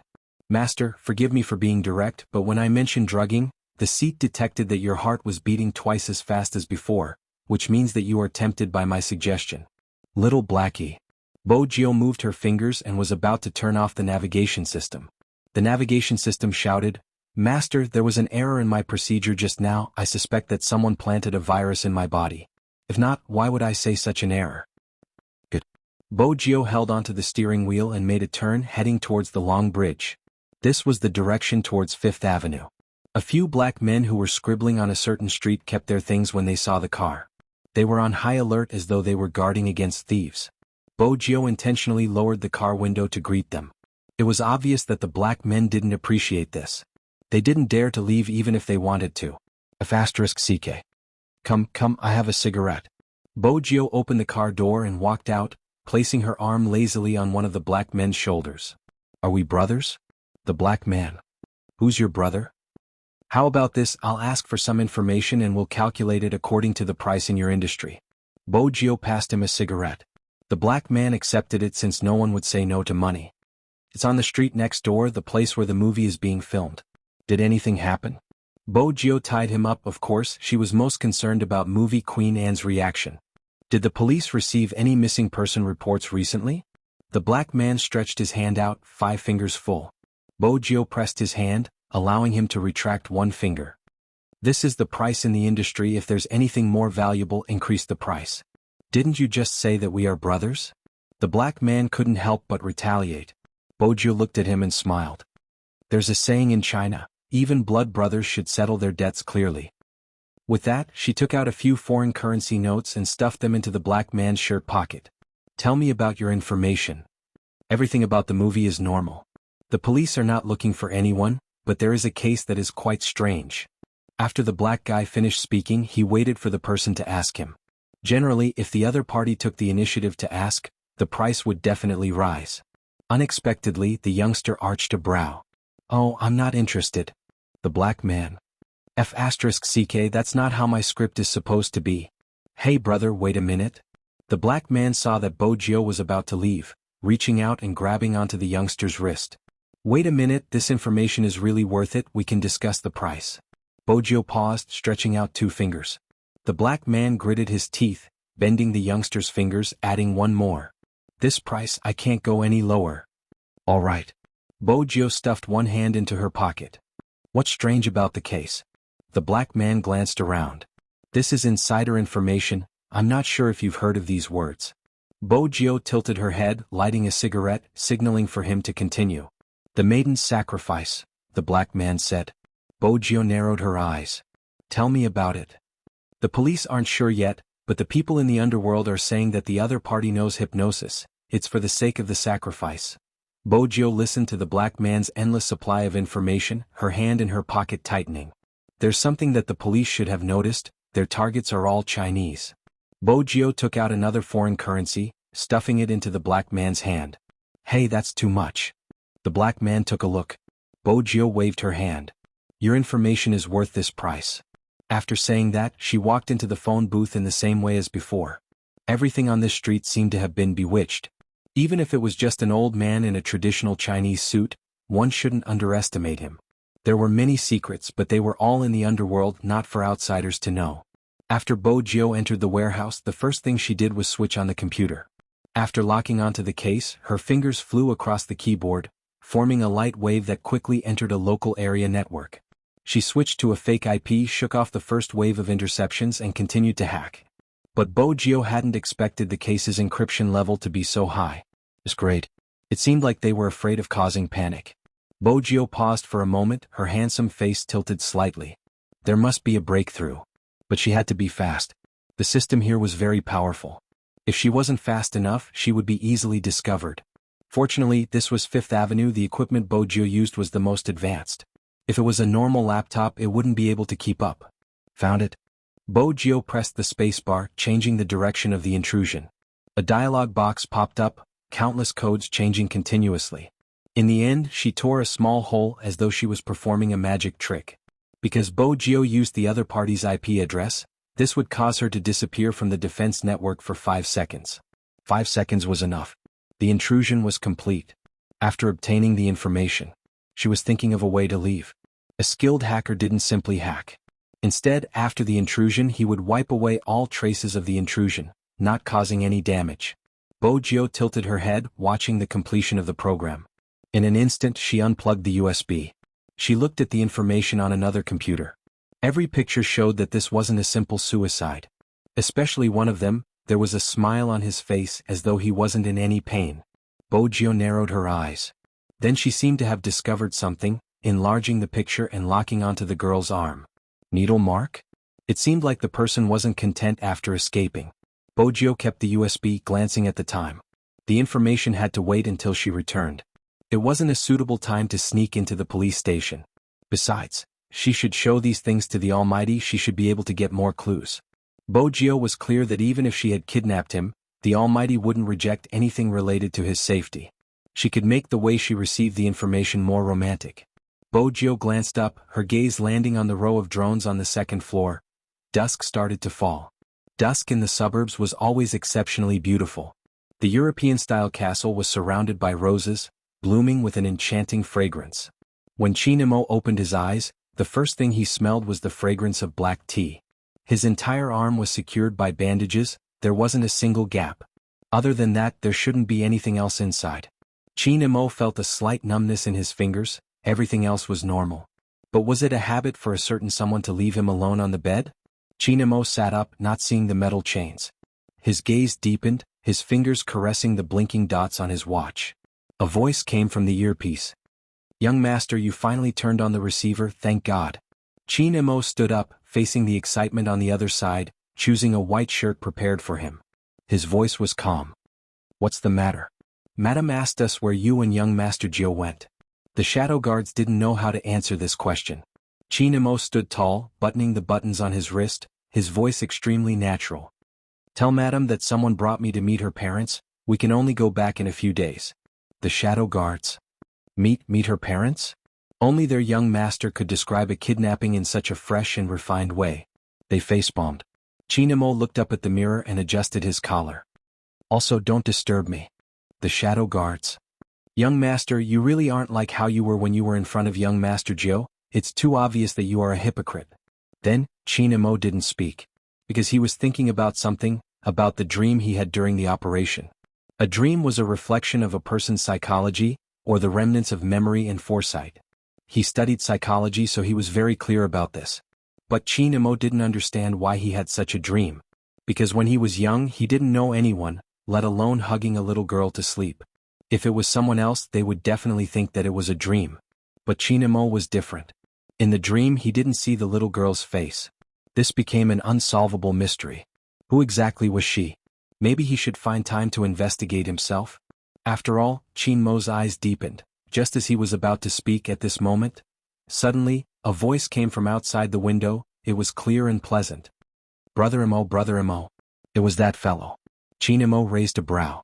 Bojo stood outside, her hands pressing on something, her voice unusually loud. Brother Imo, walk to the window, I'll show you something fun. That voice was indeed louder. Moreover, Chinmo's receiver wasn't switched off. Even the shadow guards heard this sentence. They looked at each other curiously. What did young Master Jiao want to show young Master? Chinmo wanted to know too. He walked to the window. The moment he opened the curtains, he saw a white heart-shaped pattern on the blue sky that was washed by the sunlight. Two small drones created this pattern. They used the white fog that was released by dry ice to form a heart. The person operating the drone was standing under the sunset. She had a slender figure and there was a smile on her face. Her mole shone, and her silver hair fluttered in the wind. Her face was so beautiful that people couldn't take their eyes off her. At this moment, she raised her head, her black eyes beautiful. She asked him like a child, Brother Mo, do you like my present? Chapter 1104. The white gas formed a heart in the air, looking like a marshmallow. The lingering scent of dusk and the white clouds in the blue sky. Everything was different because of someone's existence. At that moment, even the air was filled with a slight sweetness. Chinamo could feel his heartbeat. If it wasn't for the restricted conditions, he would probably have hugged the only person who could disturb him. That was the only way to calm the restlessness in his blood. Fortunately, one of them was upstairs while the other was downstairs, so he hadn't lost his mind. Just looking at that face, his gaze couldn't help turning gentle. Chinamo didn't even notice this. On the other hand, the shadows who had heard the commotion asked, Young Master, what happened? That should be young Master Jiao's voice, right? But it was a little blurry? They couldn't hear it clearly. Chinamo didn't retract his gaze. He stood by the window with one hand in his pocket. His voice was calm. Nothing much, someone just confessed to me. The shadow guards. Wait a minute, the person who confessed was young Master Jiao? They had wanted to ask more questions. Unexpectedly, the usually aloof young master opened his mouth again at this moment. If you really want me to describe what kind of confession scene it was, I can also tell you. A certain someone got 2 drones from God knows where and was controlling them remotely. He used the exhaust to draw a heart in the sky for me. The shadows? Young master, when you say these words, can you not smile? Of course, you are still single, so you probably won't be able to enjoy such treatment. Chinmo's voice was calm as usual. But the shadow guards could still hear the boastful tone in his voice. Chinamo glanced downstairs. Alright, I have to go down to receive the gifts. If not, a certain someone might cry. The shadow guards? Why did they have to communicate with their young master about the kidnapping? Ever since their young master had been kidnapped, there hadn't been a day when they weren't showing off their love. In the courtyard, Bojo kept the remote control. She was still a little shy and nervous. After all, she had never confessed like this before. She felt that it was rather romantic, but she didn't know what the Almighty was thinking. But there was one thing. With Bojo's confession, the few kids who had wanted to get close to the castle but didn't dare to, all ran over. Their snow-white skin, blue eyes, and soft golden short hair made them look like little angels. Their cheeks were all pink. One of the boys was still wearing a small shirt and pants. He was looking at the drone in the sky. There were 3 other children beside him. They were all American natives. They were around 4 years old and looked very pretty. They could not help but exclaim, Wow! Row after row of them stood there. The amazement on their faces was obvious. Big brother. The youngest girl tugged at the sleeves of the little boy. She was probably only 3 years old and spoke in English. She raised her hand and pointed. Beautiful. The little boy lowered his head and helped her wipe the corner of her mouth that had just finished eating the cream cake. Then he said, "When you grow up, I'll give you this for your birthday." Okay. When the little girl nodded her head, she was so cute that she almost melted. The main reason was that the boy was always on guard, telling her not to get too close to the castle. This scene reminded her of her childhood. At that time the Almighty had been like this too. He had given her everything he could. But from the start she had really treated the Almighty as a little girl. Bojio arched a brow. Fortunately the Almighty had forgotten about it. Otherwise, with his personality he would definitely bring up the past. With that thought, Bojio smiled and walked out of the castle. When the little kids saw Bojio coming out, they panicked. All of them were a little panicked and they started to speak in English. "God, did you see that person's eyes? They are black. She definitely knows magic. We will be cursed like the dwarves in Snow White. What should we do?" The little girl turned and asked, "Big brother, what should we do?" The 4-year-old boy was nervous as well, but he still had to protect Bojio. He moved forward and watched her approach cautiously. He didn't forget to explain, "Asians have black eyes. Don't you guys watch TV?" Bojio smiled. "Oh, that's right. Children immersed in the world of magic couldn't understand sometimes. It was probably because they were already prepared for this place. For example, they had heard stories about vampires coming out to bite them if they didn't listen. Hence, as Bojio approached, they were still afraid. They even wanted to turn and run. But both of their legs seemed to be nailed to the ground. That person was already very close to them. "Big brother, will he eat us?" The little girl gripped her sleeves tighter when she saw Bojio walking towards them. The little boy blocked her and took a step back. He was about to tell the person in front of him to leave. The person bent over and handed him a drone with a faint smile. "This is for you. You don't have to wait for you to grow up. You can give this to the little kid behind you now." The little boy didn't accept it since his family had told him not to accept things with unknown origins. Bojio found it interesting. He was just like the Almighty when he was young, always rational. "It seems like you are worried. How about this? I'll leave it here and you can play with it. I'll be heading back for dinner." Bojio placed the drone on the ground and turned to head back to the castle. The little boy turned back to look at the little girl's eyes. He knew that she wanted to play. He lowered his head to make sure there wasn't any danger. Then he looked up and shouted at the slender back view, "Thank you." The old butler watched from inside the castle. He was envious. In this aspect, his young lord seemed to have a natural affinity. Unlike him, the children didn't want the candy he gave them. Even so, the old butler wouldn't let others see his loneliness. He raised his hand to look at his pocket watch. After seeing his young lord's rare confession, it was time for him to prepare dinner. Come to think of it, it wasn't bad for young Master Qin to stay here. Compared to the past, his young lord was rarely so energetic. She was smiling every day. It wasn't like the past. Even her smile wasn't so bright. She did everything alone. Other than him, there wasn't anyone else accompanying his young lord. Now that the old butler was getting on in years, sometimes he would wonder what his young lord would do if he wasn't around anymore. In this huge castle, his young lord would really be the only one left. His young lord might seem approachable, but in reality, it wasn't easy to get close. This was probably the trait of the Asians. Fortunately, his young lord had someone she wanted.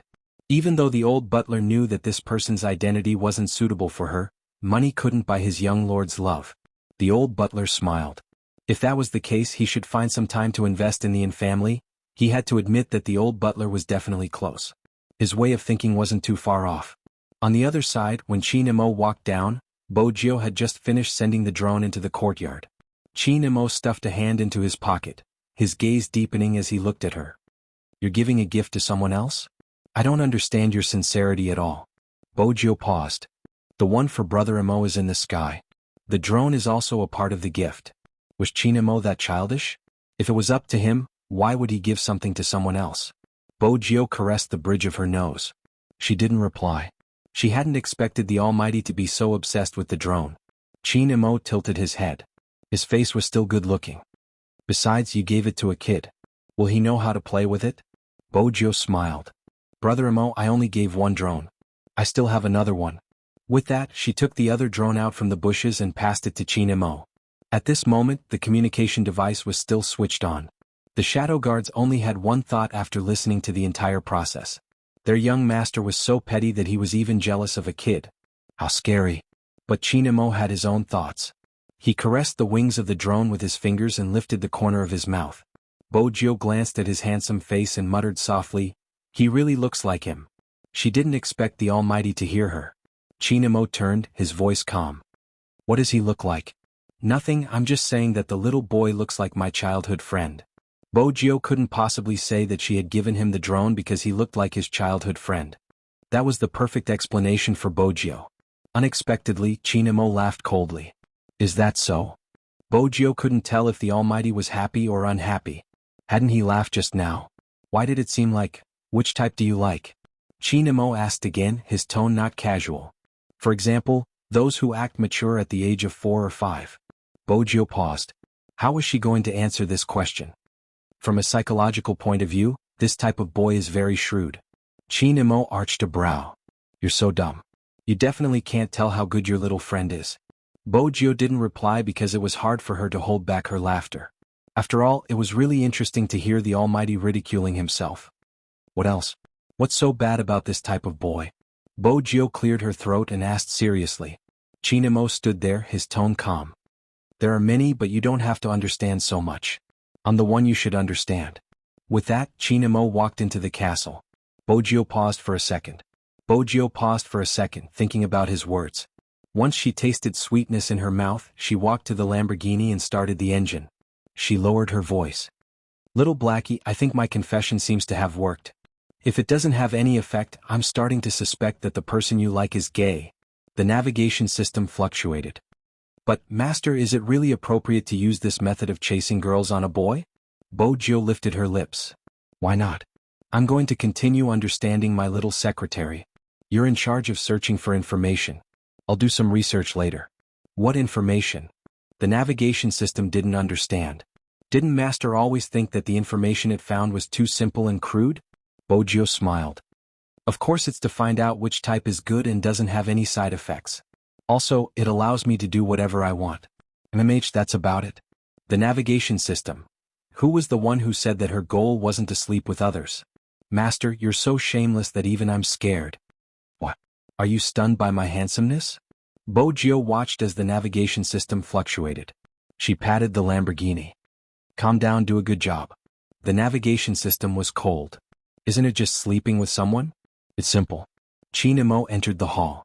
He didn't know how someone was thinking about sleeping with him. There were some things he told himself not to care about, but he couldn't help thinking about. Why was she able to have absolute trust in that person? She couldn't do it in front of him. Childhood sweetheart, these 4 words. In the past he didn't think much of it. But now it was an eyesore. Even the restlessness from receiving the gift was suppressed. After all, he was a kidnapped person. There were some things he had to pay attention to.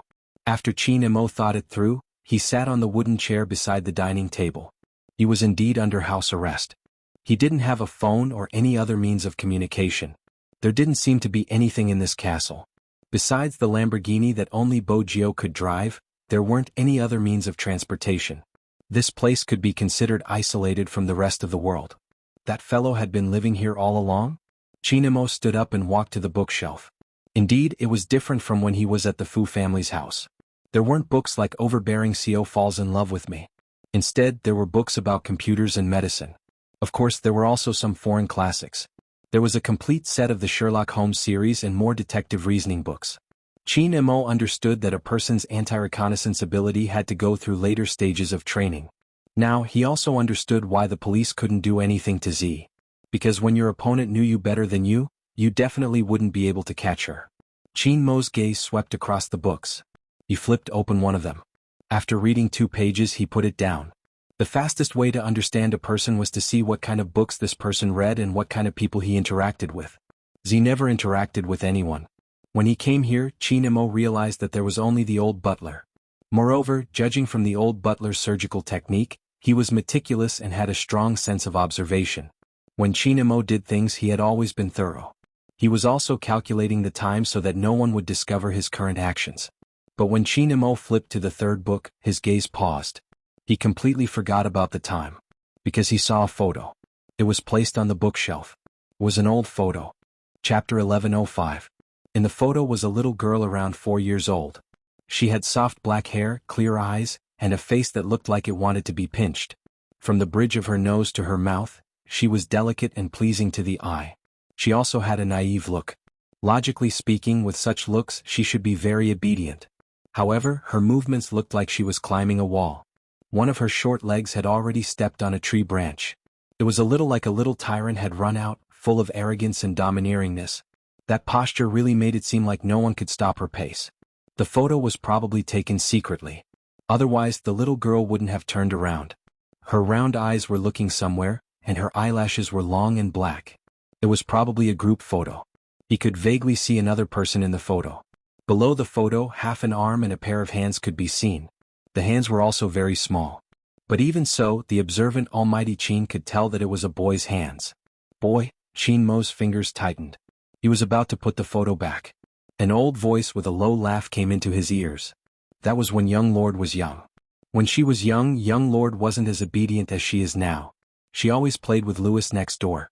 She didn't listen to anyone and liked to climb walls. She even climbed secretly. This was her climbing the wall next door. Louis found out and asked her to come down. Speaking up to this point, the old butler shook his head, a doting smile on his face. Unfortunately, young mistress was too young back then and didn't want to jump down directly. Luckily, Louis told her to jump and he caught her from below. Master was the one who took the picture, but unfortunately Louis wasn't there.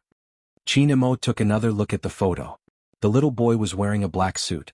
Even though only his hands were exposed, it was enough to tell that he liked to dress up since he was young. Louis? American. He's Chinese. His English name is Louis. The old butler smiled and said, I wasn't around at that time. Everything I heard was from others. When young mistress first came here, she always talked about her little friend. Sometimes, when she ate something good, she would say that it would be great if her pet was here. Later on, young mistress did many things and got into trouble, so her personality became like this. The old butler's eyes darkened as he reminisced. So, if young Master Qin wants to see something, you can ask me directly. According to young mistress, she will send you back once your hand recovers. I hope young Master Qin won't do anything to hurt young mistress. This sentence was very obvious. In reality, the old butler knew that it was impossible for young Master Qin not to know that young Master Qin had been investigating her ever since he came in. But since she didn't say anything, he pretended that nothing had happened. However, if some things were known by outsiders, the young master's safety would not be guaranteed. From the old butler's point of view, he would definitely be wary of Qin Mo. However, no one knew. Almighty Qin's thoughts were all on that photo. Whether it was the meaning expressed in the photo or the old butler's description, Qin Mo was very clear. This Louis was very important to someone. Chapter 1106. That was why that person had stopped after watching Hoshino's competition video. Every time that person glanced up at Hoshino, there was a strong sense of connection. He told himself not to be bothered. But it felt as though there was a huge rock pressing down on his chest. Even lifting his hand to place the photo back in its original position would affect his heart. It was as though he had returned to that day. When they had sparred at the plaza, a BMW Tomahawk had appeared and taken her away. That trust and cooperation. He had thought that it was only between them. But now, there was a person who appeared in her life one step earlier than him. It was a reality that couldn't be changed. It seemed as though there was nothing he could do. Qin Mo returned to his original position. His side profile didn't look the slightest bit emotional, noble and handsome. Even the curve of his chin was perfect. Qin Mo knew that this elder was giving him a warning. Even though he knew it wasn't possible. But he would still think about it. If only he had been the first person to appear in her life. If only he had been the one to carry her down from the wall in the photo. Qin Mo, who had always been known for his rationality, had actually used the word, if. The last ray of light disappeared. Before dinner started, candles were lit on the dining table. The silver cutlery was placed on the table, reflecting the gentle light. Bo-Jio felt that this was the first time she was hosting the Almighty at home. Romance couldn't be lacking. Since there weren't any roses, she had plucked a lot of wild roses from outside. Qin Mo glanced at her but didn't say a word. Bo-Jio sat down, arching a brow. What was wrong with that? She turned back to look at Grandfather Butler, who had a faint smile on his face. She glanced up, sweeping a glance at the bookshelf. She had a rough idea of what had happened. Bo-Jio remained silent for a moment before walking to the side to grab a small laptop. She inserted the USB drive and opened one of the documents. Then she turned the screen. This is the recent case on Fifth Avenue. The police aren't able to find any leads since they don't have any tools. Especially the last person. He seemed to be lying in the bathtub, drowning if he didn't come out. At first I suspected it was deep hypnosis, but then I saw this. Bo-Jio changed the photo. Needle, these are probably drug addicts. Qin Imo looked up at the youngster in front of him. Bojio chuckled. I know Brother Imo doesn't wish to speak to me now since my identity is known and I even kidnapped you. But I don't wish to see the maiden's sacrifice happen, and neither does Brother Imo regarding this matter. I can provide you with some information. Besides, I need your analysis. What kind of person do you think the culprit is? Qin Imo replied, It doesn't matter who the culprit is. What's important is that the culprit will do it again. We have to find the similarity between these few people to deduce the next culprit. Common point? They are all Chinese. Bojio couldn't see anything from the photos. I'll check later. Qin Imo replied absent-mindedly, swirling the wine glass in his hand. Even his voice sounded faint. Chapter 1107. Bojio couldn't change this. That was her way of doing things. For a long time she couldn't seem to remember the Almighty. At that time she almost went down the wrong path. She only understood when she lost someone important to her. In this world there were too many people who couldn't tell right from wrong. They couldn't stand the fact that a person was serious and allowed the criminal to commit the crime again. They didn't care who was hurt because they weren't the one being hurt. They didn't understand the torment of saying it but not saying it out loud. They didn't understand what it felt like to be trampled on after being hurt. When a person did something wrong, no matter how big the matter was, as long as they showed weakness, they would be comforted. That shouldn't be the case. Who was the real weak one? They were the ones who were persecuted and couldn't explain themselves. Many people couldn't afford to be tormented, but they did it regardless of the cost. They wanted fairness. Many accomplices trampled on this fairness, making it impossible for it to raise its head. Even though there was the law, it wasn't the strongest weapon. Hence, she chose to use this method to expose some things. At the very least, when a girl was bullied, she would have the courage to say no. That way the person who liked to lie on her back wouldn't leave just like that. At the very least, after a mother defended her daughter's rights, she would receive the compensation she deserved. She wouldn't have to go through so many trials and only receive malice. The real culprit had gotten away scot-free and nothing had happened to him. In the past, Bojio had the thought of changing. But now she wouldn't give up this method for anyone, even if it was that person she really wanted. Both of them didn't speak. The atmosphere at the dining table wasn't good either. No matter how beautiful the roses were, it didn't ease the tension between them. Even in the castle there was silence. The old butler stood at the side wearing white gloves. He wiped the transparent wine glass, his eyes half-lidded. Then he walked over with a bottle of red wine, his voice old but natural. Young Master Qin is very interested in your childhood. Young lord, maybe you can have a chat. Qin Imo frowned, not saying a word. Bojio glanced up. Childhood? Yes. The old butler said in English. Young Master Qin looked at the photo on the bookshelf for a long time. You can tell young Master Qin about you and Louis. Bojio coughed lightly before replying, Nothing much. Young master, are you shy? The old steward pushed up his glasses and observed the expressionless young master of the Qin family, whose hand paused in picking up the wine glass. He continued, Then I'll go get the diary you wrote back then. It'll be more convenient than what you're saying now. Bojio, what happened to Grandpa Butler? He seemed to always mention her childhood. However, if the Almighty really saw the diary, would he remember something? The old butler was a man of action. After a short while, he brought over an aged book and passed it to Qin Imo. Young Master Qin, you must be curious about our young lord. Her personality and childhood experiences are all in this book. You can take a look. Chapter 1108. But right now he didn't want to see how close she had been to her childhood sweetheart. He had always been polite even when it came to rejecting someone. I'm not interested. With that, he wiped his mouth with a napkin and stood up. Also, thank you for your hospitality today. I'm full, I'll be heading upstairs. Bojio glanced over at the plate with the broccoli on it and the empty wine glass. How could he be full after just one bite? The old butler chuckled. I won't force young Master Qin, please. Bojio watched the scene, feeling as though there was a deeper meaning behind Grandfather Butler's smile. She didn't stay idle, she couldn't let the Almighty leave just like that. She had to continue attacking. Otherwise, her romantic confession would be a waste of time. Bojio arched a brow, placing the wine glass and steak on the table. She smiled. I'm going to eat in the bedroom. The old butler wasn't going to interfere, but there was one thing he could remind her. Young lord, a girl shouldn't be too proactive. All right. Bojio took a moment before adding, but I have to feed the Almighty something. I'll come down after he finishes this plate. The old housekeeper finally understood what it felt like to raise a child for someone else after taking care of him for the day. He let out a long sigh. Young lord, you don't have to feel guilty towards young Master Qin since you will let him go. It's not just about the kidnapping. Bojiu chuckled, carrying the plate upstairs. She didn't tell grandfather Butler that she had been the one who owed him from the start. When she had been young, her father hadn't been around and she had been allowed to play by herself. Basically, he had been the one to raise her. He knew that she liked to eat and would always carry snacks in his pocket.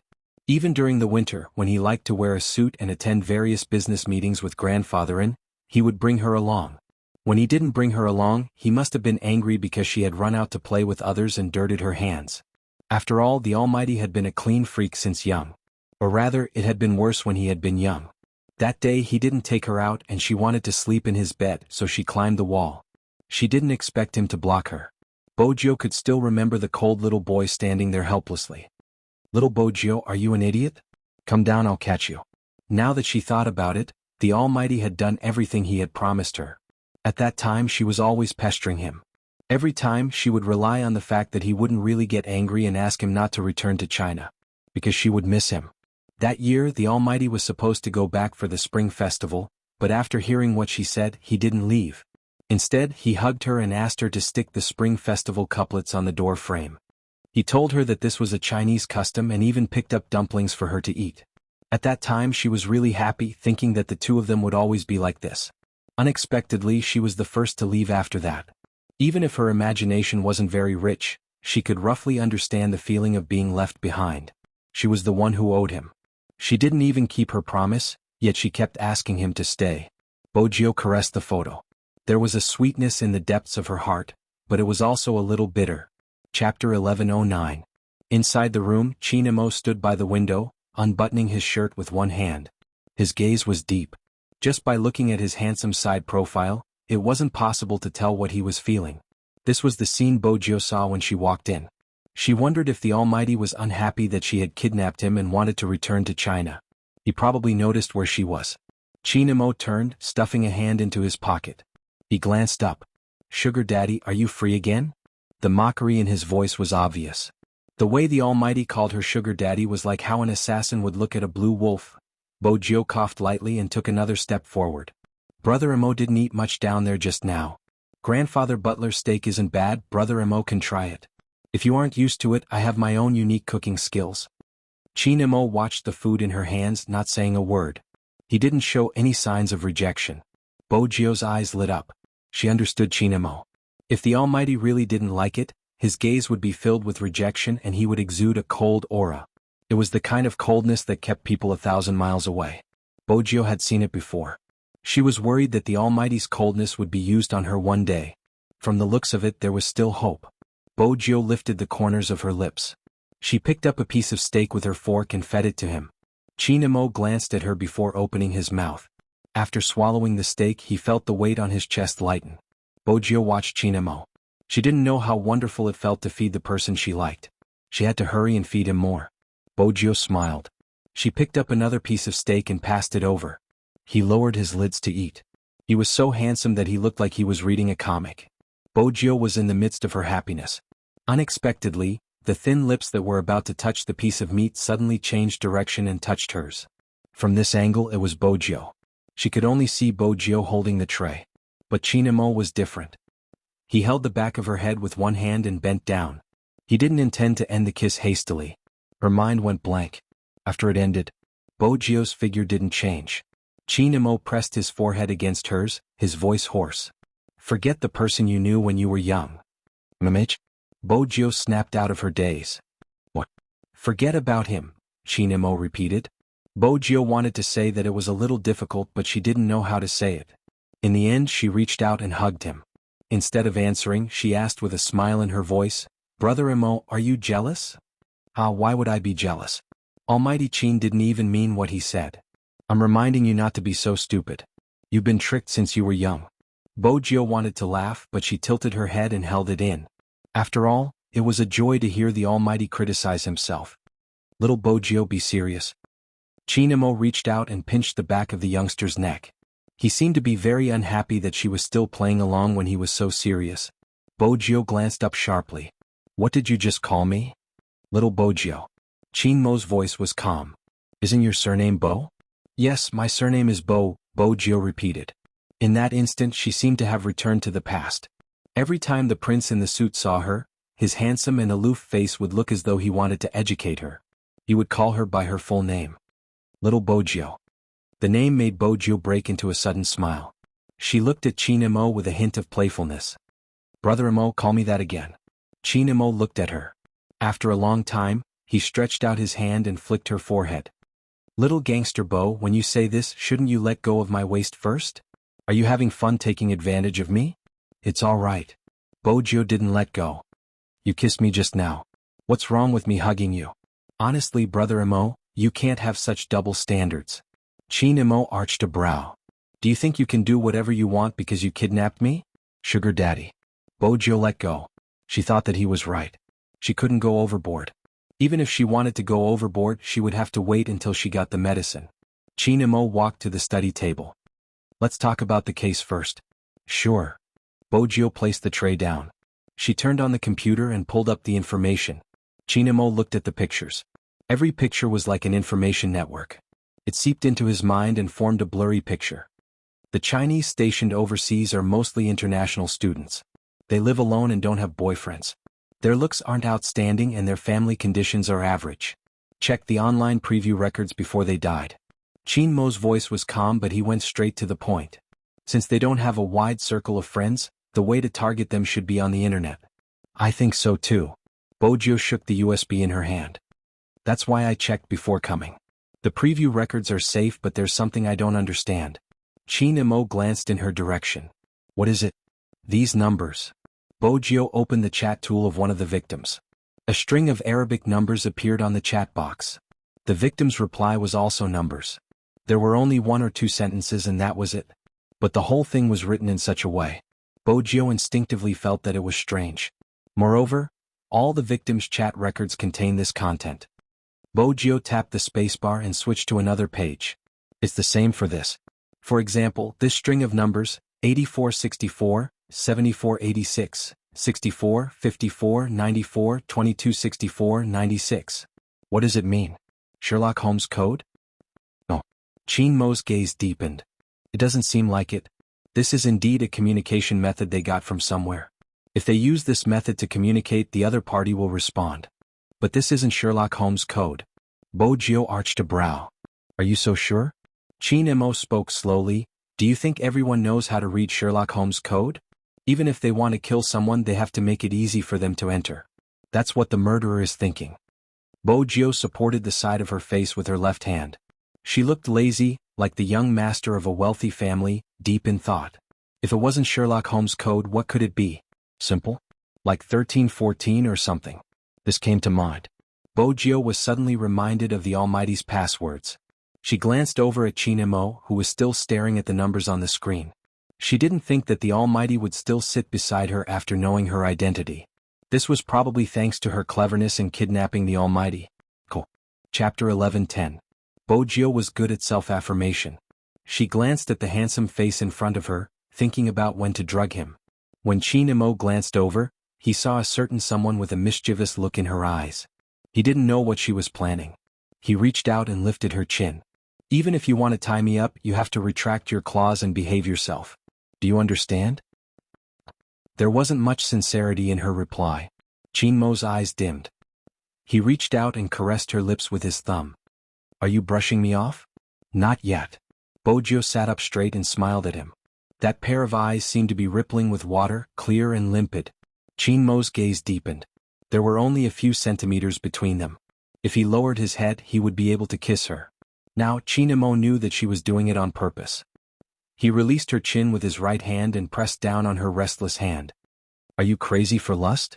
Bojio smiled brightly. I'm checking on Brother Mo's injury.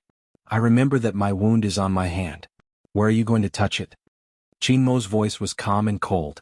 There was an inviolable sense of abstinence. Bojio retracted her hand regretfully. It was so hard to be a gangster nowadays. Just as she stood up, her wrist was grabbed again. Qin Mo arched a brow.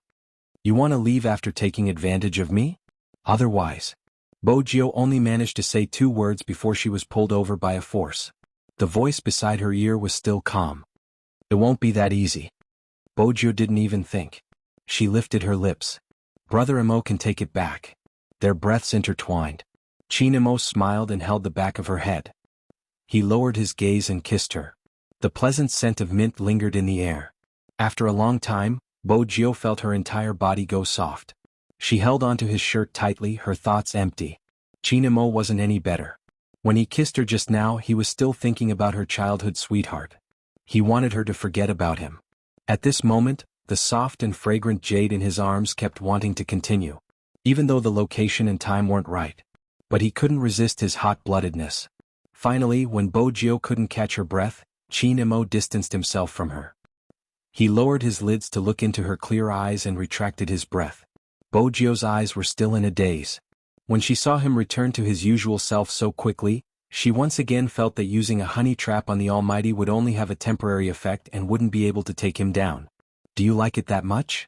The Almighty's voice came from beside her ear, and there was a rare hint of laughter in his voice. MMH, Bojio replied. Sweet. When she said this, she didn't forget to hug Chin Mo's waist. She didn't care if the Almighty hated her for being so clingy. She had already kissed him. Contrary to her expectations, that face did not show any signs of resistance and allowed her to fool around. The coldness in his eyes also disappeared. This should mean that he wasn't angry anymore? Then I can try to drug it tonight. Now that the atmosphere was so good, he might as well stay for a while. Chin Mo was indeed too indulgent with her. He was investigating a case, but he allowed her head to rest on his shoulder. Her head sank bit by bit, and in the end she even snorted. He retracted his gaze from the screen and straightened her head with one hand. When the old butler came in, he saw this scene. He was still holding tea and snacks in his hands, and he smiled politely. Young master must have disturbed young master Chin. I'll wake her up now and let her go back to her room to sleep. There's no need for that. Chin Mo was nonchalant with a hint of pampering. Her head isn't that heavy anyway. The old butler chuckled, not saying anything else. He placed the exquisitely made teapot and teacups down and walked out of the room. On second thought, young lord's kidnapping wasn't a bad idea. The sky outside turned dark. Bojio wouldn't sleep for long in this position. When she opened her eyes, the first thing she saw was the beautiful curve of his jaw. It reminded her of when she had been young. Back then, when they had attended the ball at night, he had been younger than her, but somehow, he had the strength to carry her and leave early every time. Grandpa and had even joked that his grandson had disregarded etiquette for her. Her heart would always soften at the thought of this. At this moment, Chin Mo lowered his gaze. You're awake? Sugar daddy. Brother Mo, the way you address me? Bojio wasn't used to it. Chin Mo's tone was calm. What? Isn't this how you call yourself? That's true, but the tone isn't right. I don't feel anything. Bojio placed her chin on the back of his uninjured hand, looking a little rascal. Chin Mo glanced at her before glancing at the teacup. Bojio was smart. She lifted the teacup and placed it by Chin Mo's lips. She had to be proactive when it came to feeding him. I'm asking you to drink it yourself. Aren't you thirsty after sleeping for so long? Chin Mo couldn't help kissing her. Why are you so dumb? Bojio paused. She was obedient at this moment. She drank the tea and decided to take advantage of the good atmosphere to get the medicine. Where are you going? Chin Mo glanced up. Bojio started acting again. There aren't many clothes for Brother Mo to wear in the castle. I'm going out to buy some for you.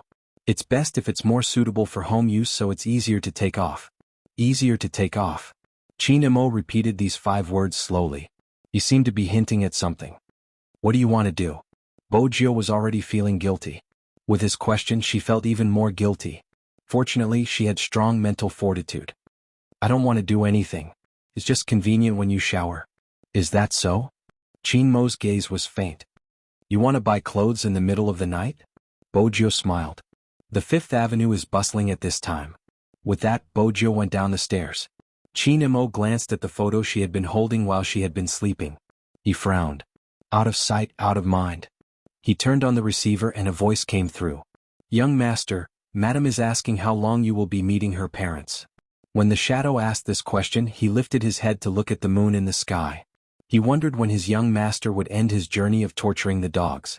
Chin Mo replied nonchalantly, not necessarily. I feel good now. What feeling?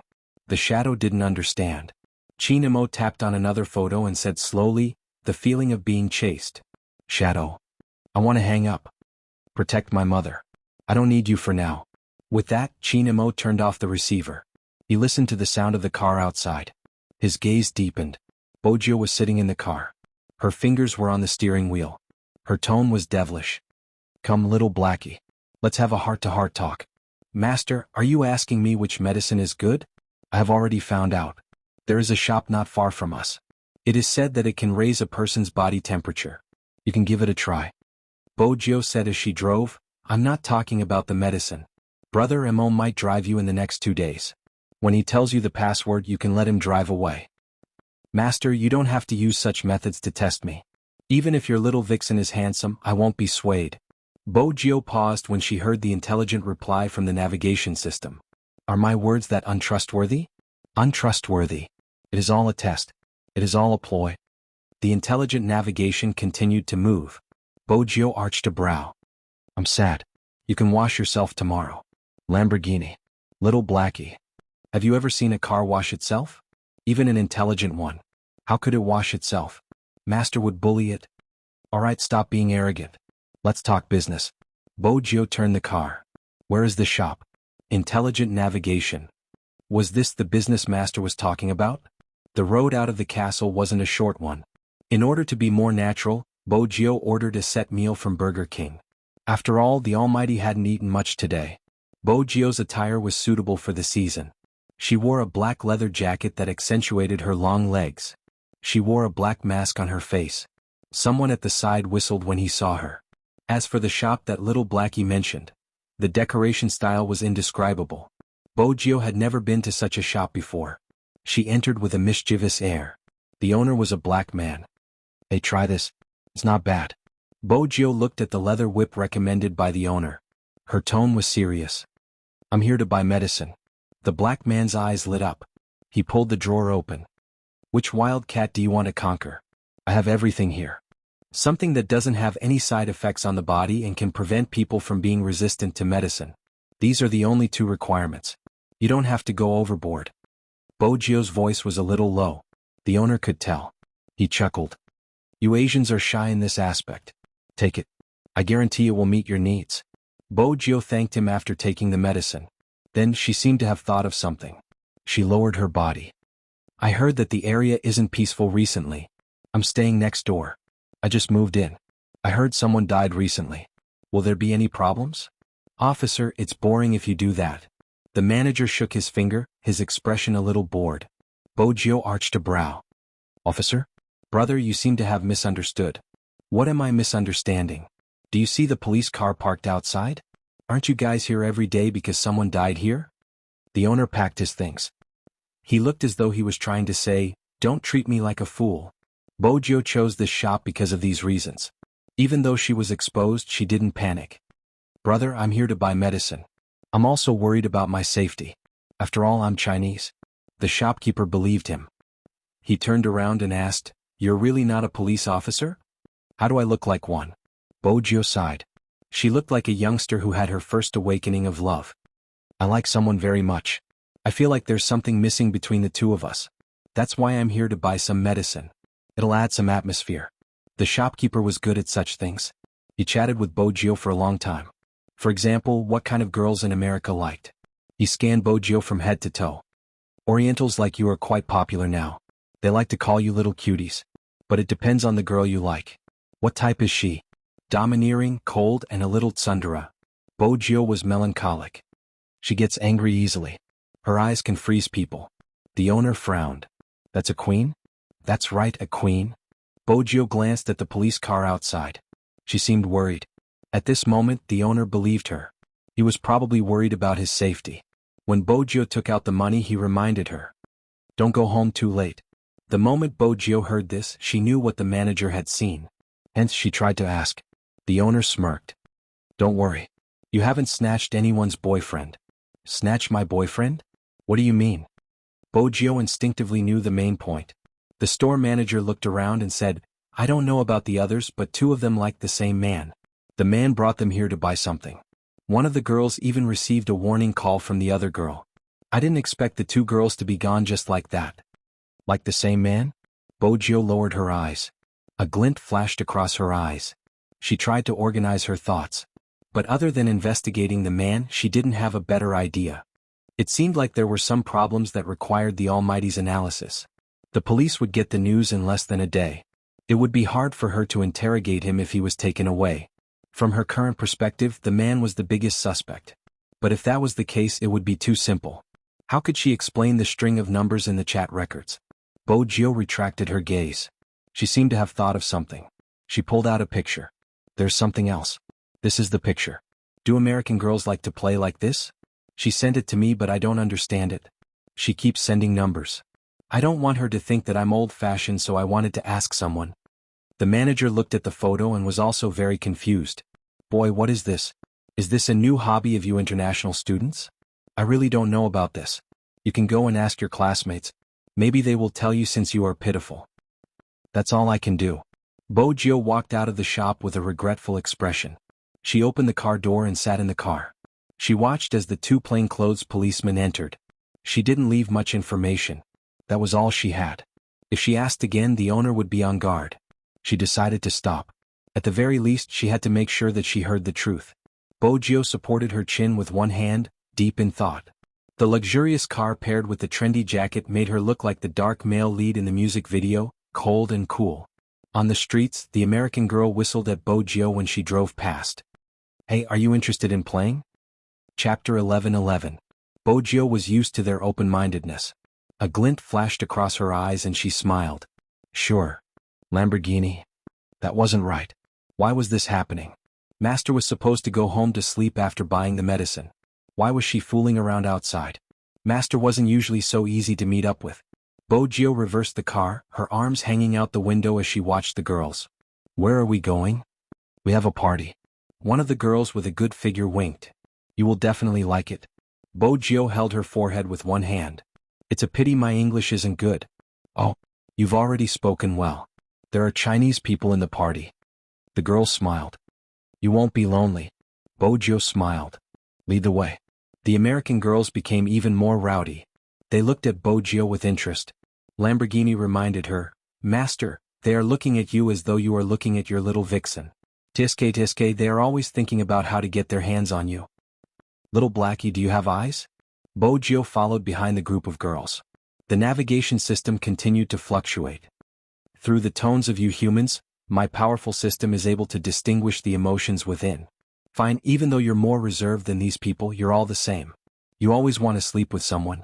Little Blackie, you didn't follow me to China. Do you know the popular saying in the esports circle? Bo Jio memorized the route as she drove.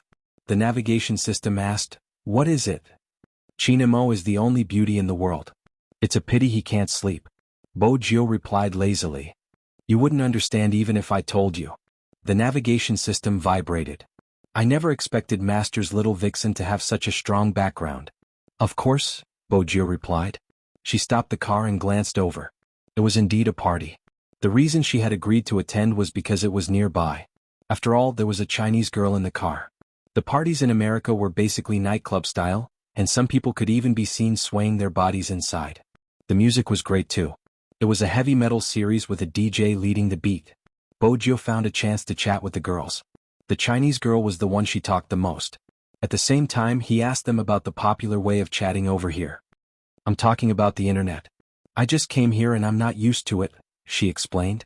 One of the American girls said, speaking of this, I saw my friend typing a string of numbers when she was chatting with someone. Do you Chinese like to chat in such a mysterious way? Is that why you came to ask us? Chinese? Bo Jio arched a brow. He was Chinese again, which meant that the locals didn't have this habit. Let's not talk about this. Do you want to go home with me today? The girl sat down next to him and smiled charmingly. My family's wine is very good. Bo Jio smiled devilishly and stood up. It's not convenient. What's inconvenient about it? The girl's expression of pity was somewhat seductive. Bo Jio laughed lightly. I'm afraid that if I leave with you, that person at home will be jealous. I can't deal with that person's jealousy. The American girl hooked her fingers around the black leather jacket. Just one night he wouldn't be able to find out. It's up to you whether you are loyal or not. Bo Jio blocked her hand and smiled. I'm going by. The American girls watched the youngster smile and followed her out, wanting to keep her. When they saw her leaving in a hurry, they grumbled, Mei Lin, you scared him. Come on, he doesn't look like he's scared at all. Moreover, look at where he just came from. Oh my god, I'm so envious of the girl who can spend the night with him. At this moment, Bojio was already in the car. She held onto the steering wheel and did a beautiful drift. As an intelligent luxury car, little Blackie's navigation system vibrated when it heard the conversation. It's a pity that they don't know that the person spending the night with Master isn't a girl but a man.